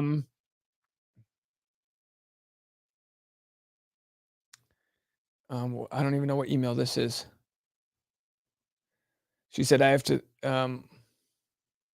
oh, this is what I sent to her. I said, I was actually going to ask you if you wanted me to share that. I wasn't sure. I appreciate you letting me know in advance.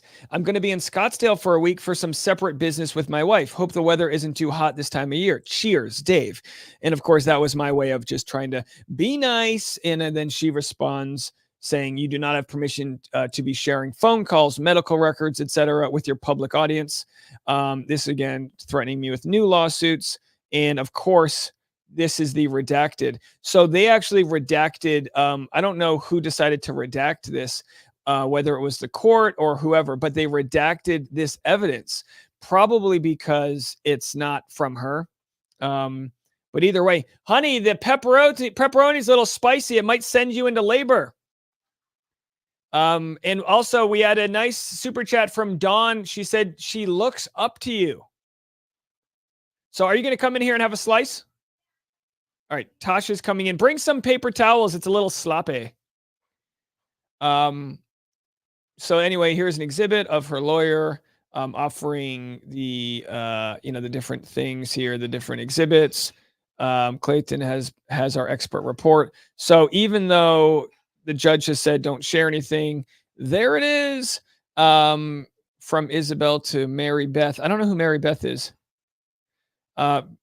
Jane's now bullying someone who came on my podcast a couple months ago. Oh, this is evidence from Steve that Jane is bullying Steve's guest. This guest of Steve's was also somebody who I think Jane interviewed, and then it was a psychologist. You know, we covered this. So anyway, Photo Bites with $2 super chat. Happy birthday. It's a great day to be alive, isn't it? It is a great day to be alive.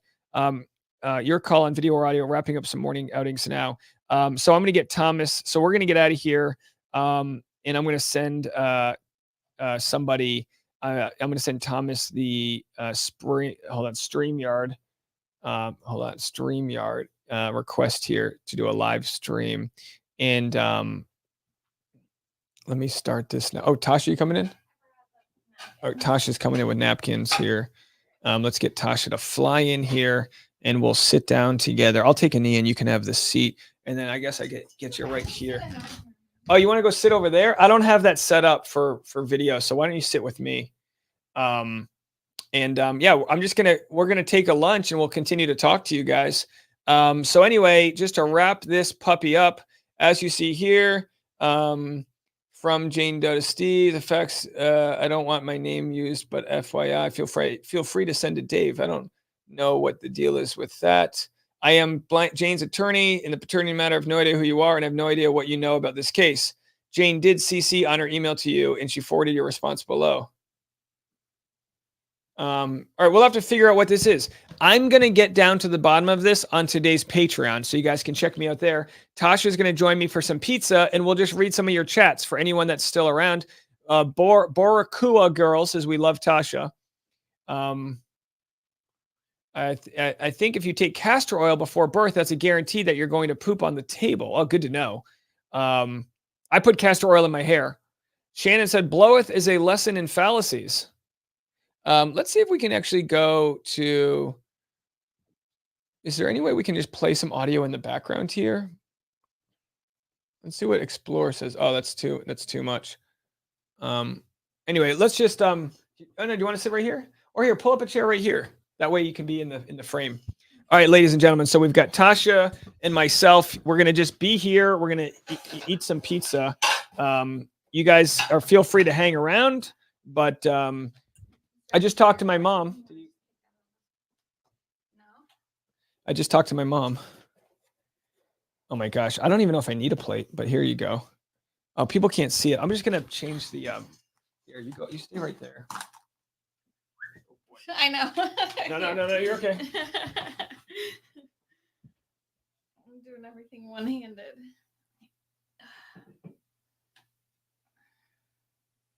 Oh, this ground is wet. All right. Just want to Google something real quick before I forget. Oh, geez. All right, here it is. We got your chats open. If anyone wants to say anything, we are reading your chats here. Thanks again. I know this isn't the most exciting. We did 3 hours of exciting stuff, and now we get to eat our pizza. Let's see. What is that? Dave is aware. Someone said, jumping in late, but here, just check with the charge nurse before offering gift cards to the nurses. A lot of hospitals have very strict policies on staff accepting gifts from patients.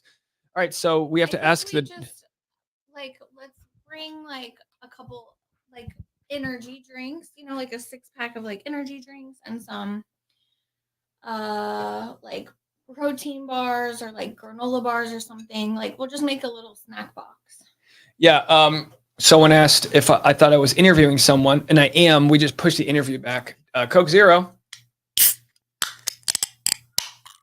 All right. Anyway, oh boy, it's tough with the dead air here because I'll have one slice with you, then we're gonna move over to the Patreon. So join the Patreon. Right, after them. Oh, they're underneath the top here. Hold this. God damn, that's good. Paper towel or napkin?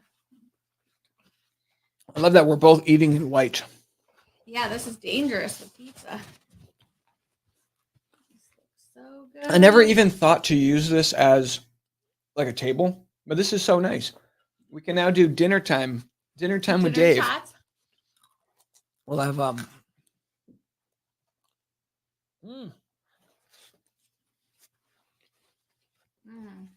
That's delicious.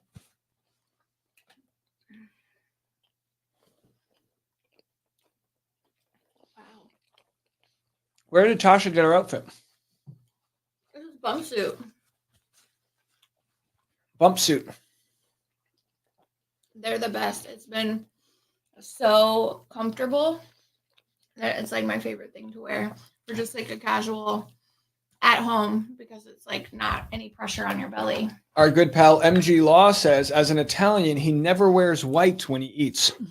We did a great Italian place yesterday. It was an Italian sandwich shop. What I've learned is I like blue collar Italian.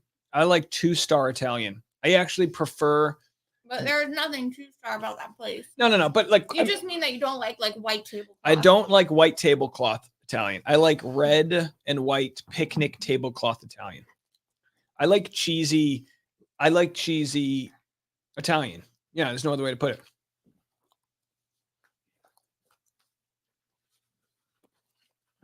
Oh, you opened my Coke? Don said, seriously, Tasha, I truly look up to you, although I'm older than you. You are strong, kind, graceful, stunning, and your integrity are all areas I aspire to grow. Wow, that's so sweet. Thank Well, you. Dawn, you wouldn't look up to her if you saw her when she's hungry. I'll tell you that much. Kidding. Isn't it nice to have these people? I'm so proud of my audience when they elevate my wife. So I'll catch Tasha up. Here's what we did today. I kind of heard while I was doing stuff. Did you see that? Did you hear the Poshmark thing? So I guess that's in a I guess you know what I'm not going to share it just because we're eating. But we obviously proved she faked an ultrasound at 21 weeks. That is now in court filings, and also the ultrasound she sent me may have come from her sister's home because some people found her sister's Poshmark, and the ultrasound was taken on a wood grain table. We don't know if it's the same table, but it makes more sense that she completely stole the ultrasound from her sister and swapped out the name than it does that she, I don't know, had the ultrasound on hand. Like why? Like your sister would not have one of our ultrasounds, but your sister would probably have a text of you sending a photo. So this proves complete and utter lies.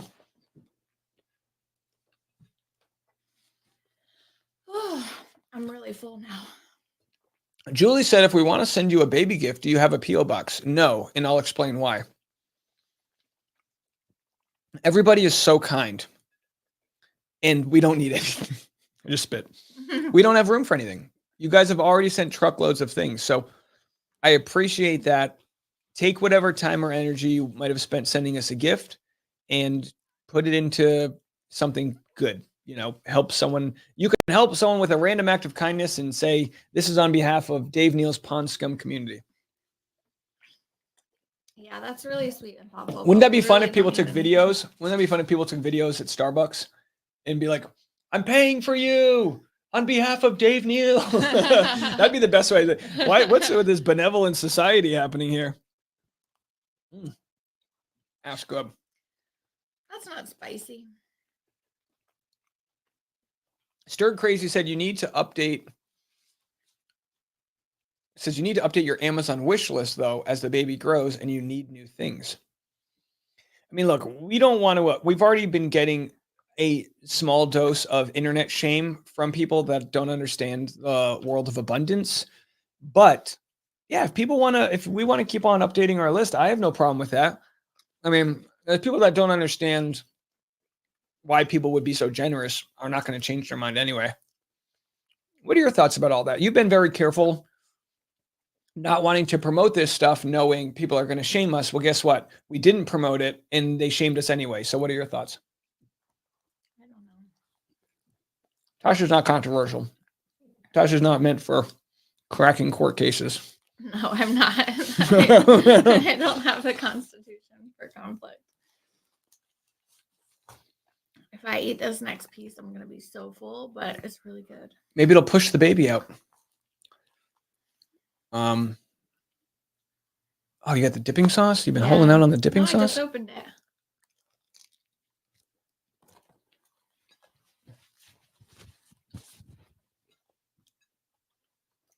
Christine said, you never told us about your registry. We found it. Yeah, I know. I was so surprised that like Wednesday when the Amazon guy had a mountain of packages on our porch. Yeah, Rhonda, I understand. We practice the law of abundance, but some people don't understand how fans would want to donate to our GoFundMe. I mean, look, by all means, there may be lawsuits coming from her as she plans to do. But I think the more information we share, the more unlikely that becomes. Now, in the court documents, they're saying she claims to have had ovarian cancer and haven't found evidence. So there is a belief that she may have, unless evidence is proven, fabricated ovarian cancer in a completely separate thing. So again, it's for those that go, oh, why is it such a big deal? We have a contractor in Arizona out $100,000. Clayton out $100K. These lawyers out money. We have Greg Gillespie, who spent years not being believed. We have all of these things It's got to stop. Got to get her on a registry so that she, that this just all stops. And I have to say, every once in a while you need to flex. Honey, I fucking did it! I did it! I found that evidence. I brought birthday receipts. Have you heard the song? No. All right. Do I have to? You sure do. So we're going to play birthday receipts for... These AI songs are so nuts.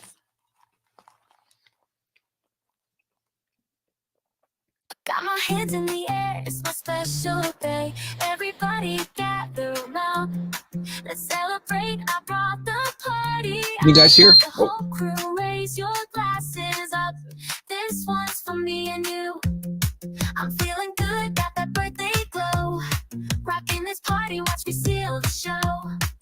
I'm the birthday queen, it's my time to shine. Dancing like there's no tomorrow. Doing it just fine. It's my birthday and I brought the seats. Gonna make it loud, gonna make it sweet.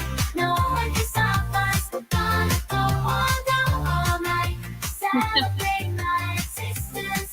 It's a beautiful sight.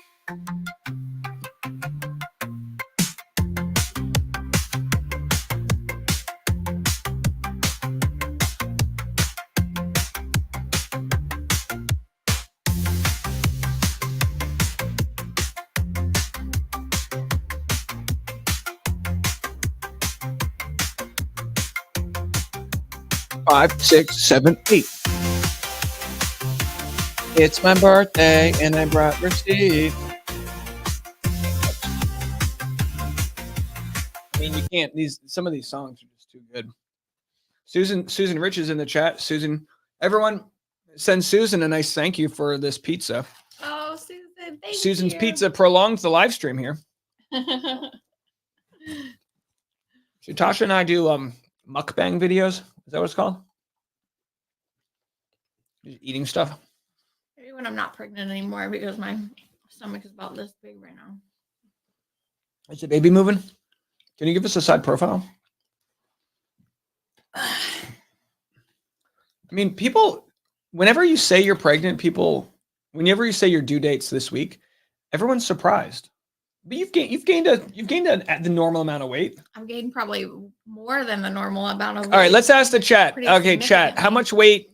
Everyone tell me how much weight you gained during your pregnancy. Because some people say you only gained 20 pounds, but I would think 50 pounds. You've gained about 50. I think it's a wide range. I believe the average is 25, but I know plenty of people who gain 50. So 50, 66, 28, 35. I mean, 20 is low. 18, Marilyn only gained 18 pounds. Oh, you just made Tasha blush. She's like, put that down. Wait, someone gained 65. Kim said 65 with twins. wow. Erica said I gained 50 with my singles and 70 with my twins. Wow. Someone said 20, 20, 35, 40. Hey, I think you gain more weight your second birth. Does that make sense? Or maybe that's not true, but maybe people don't get back to their pre-birth weight. Pam said 86 pounds with triplets. Oh my gosh, we got triplets in the crowd. Could you imagine? Could you imagine? How long did you go with the triplets?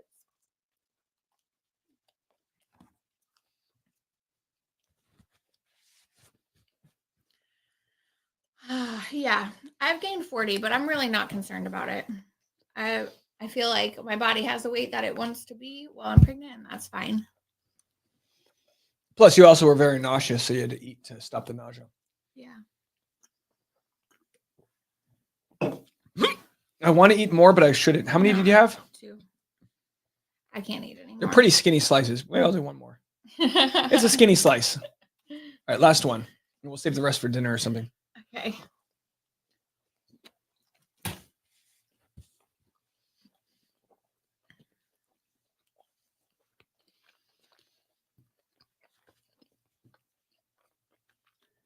So Thomas is going to call me.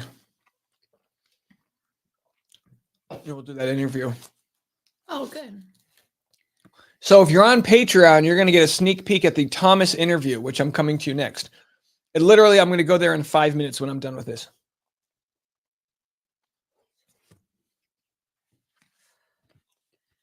I am stuffed. Does baby have a name yet?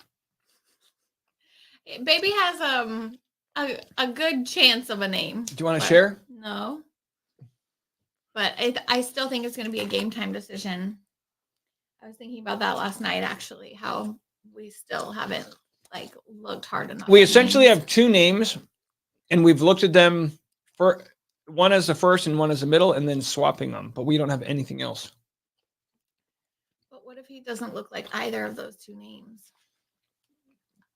He's for sure going to look like my name, not Why? Dave.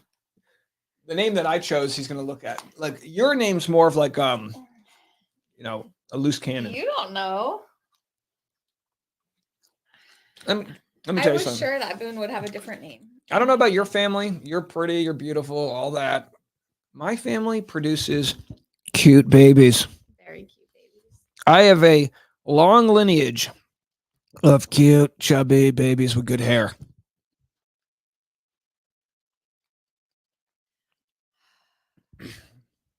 So you've got that going for you.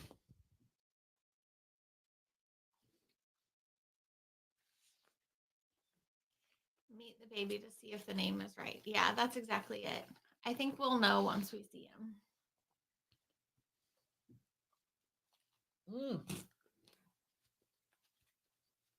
What? You want me to talk? I didn't love my son's name, but it's a family name on my husband's side. I love it now and can't see him as anything else.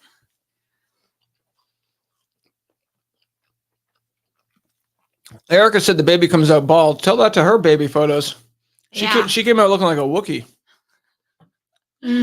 So much hair. So much thick black hair that stood like straight out on all sides. Let's get this out of here.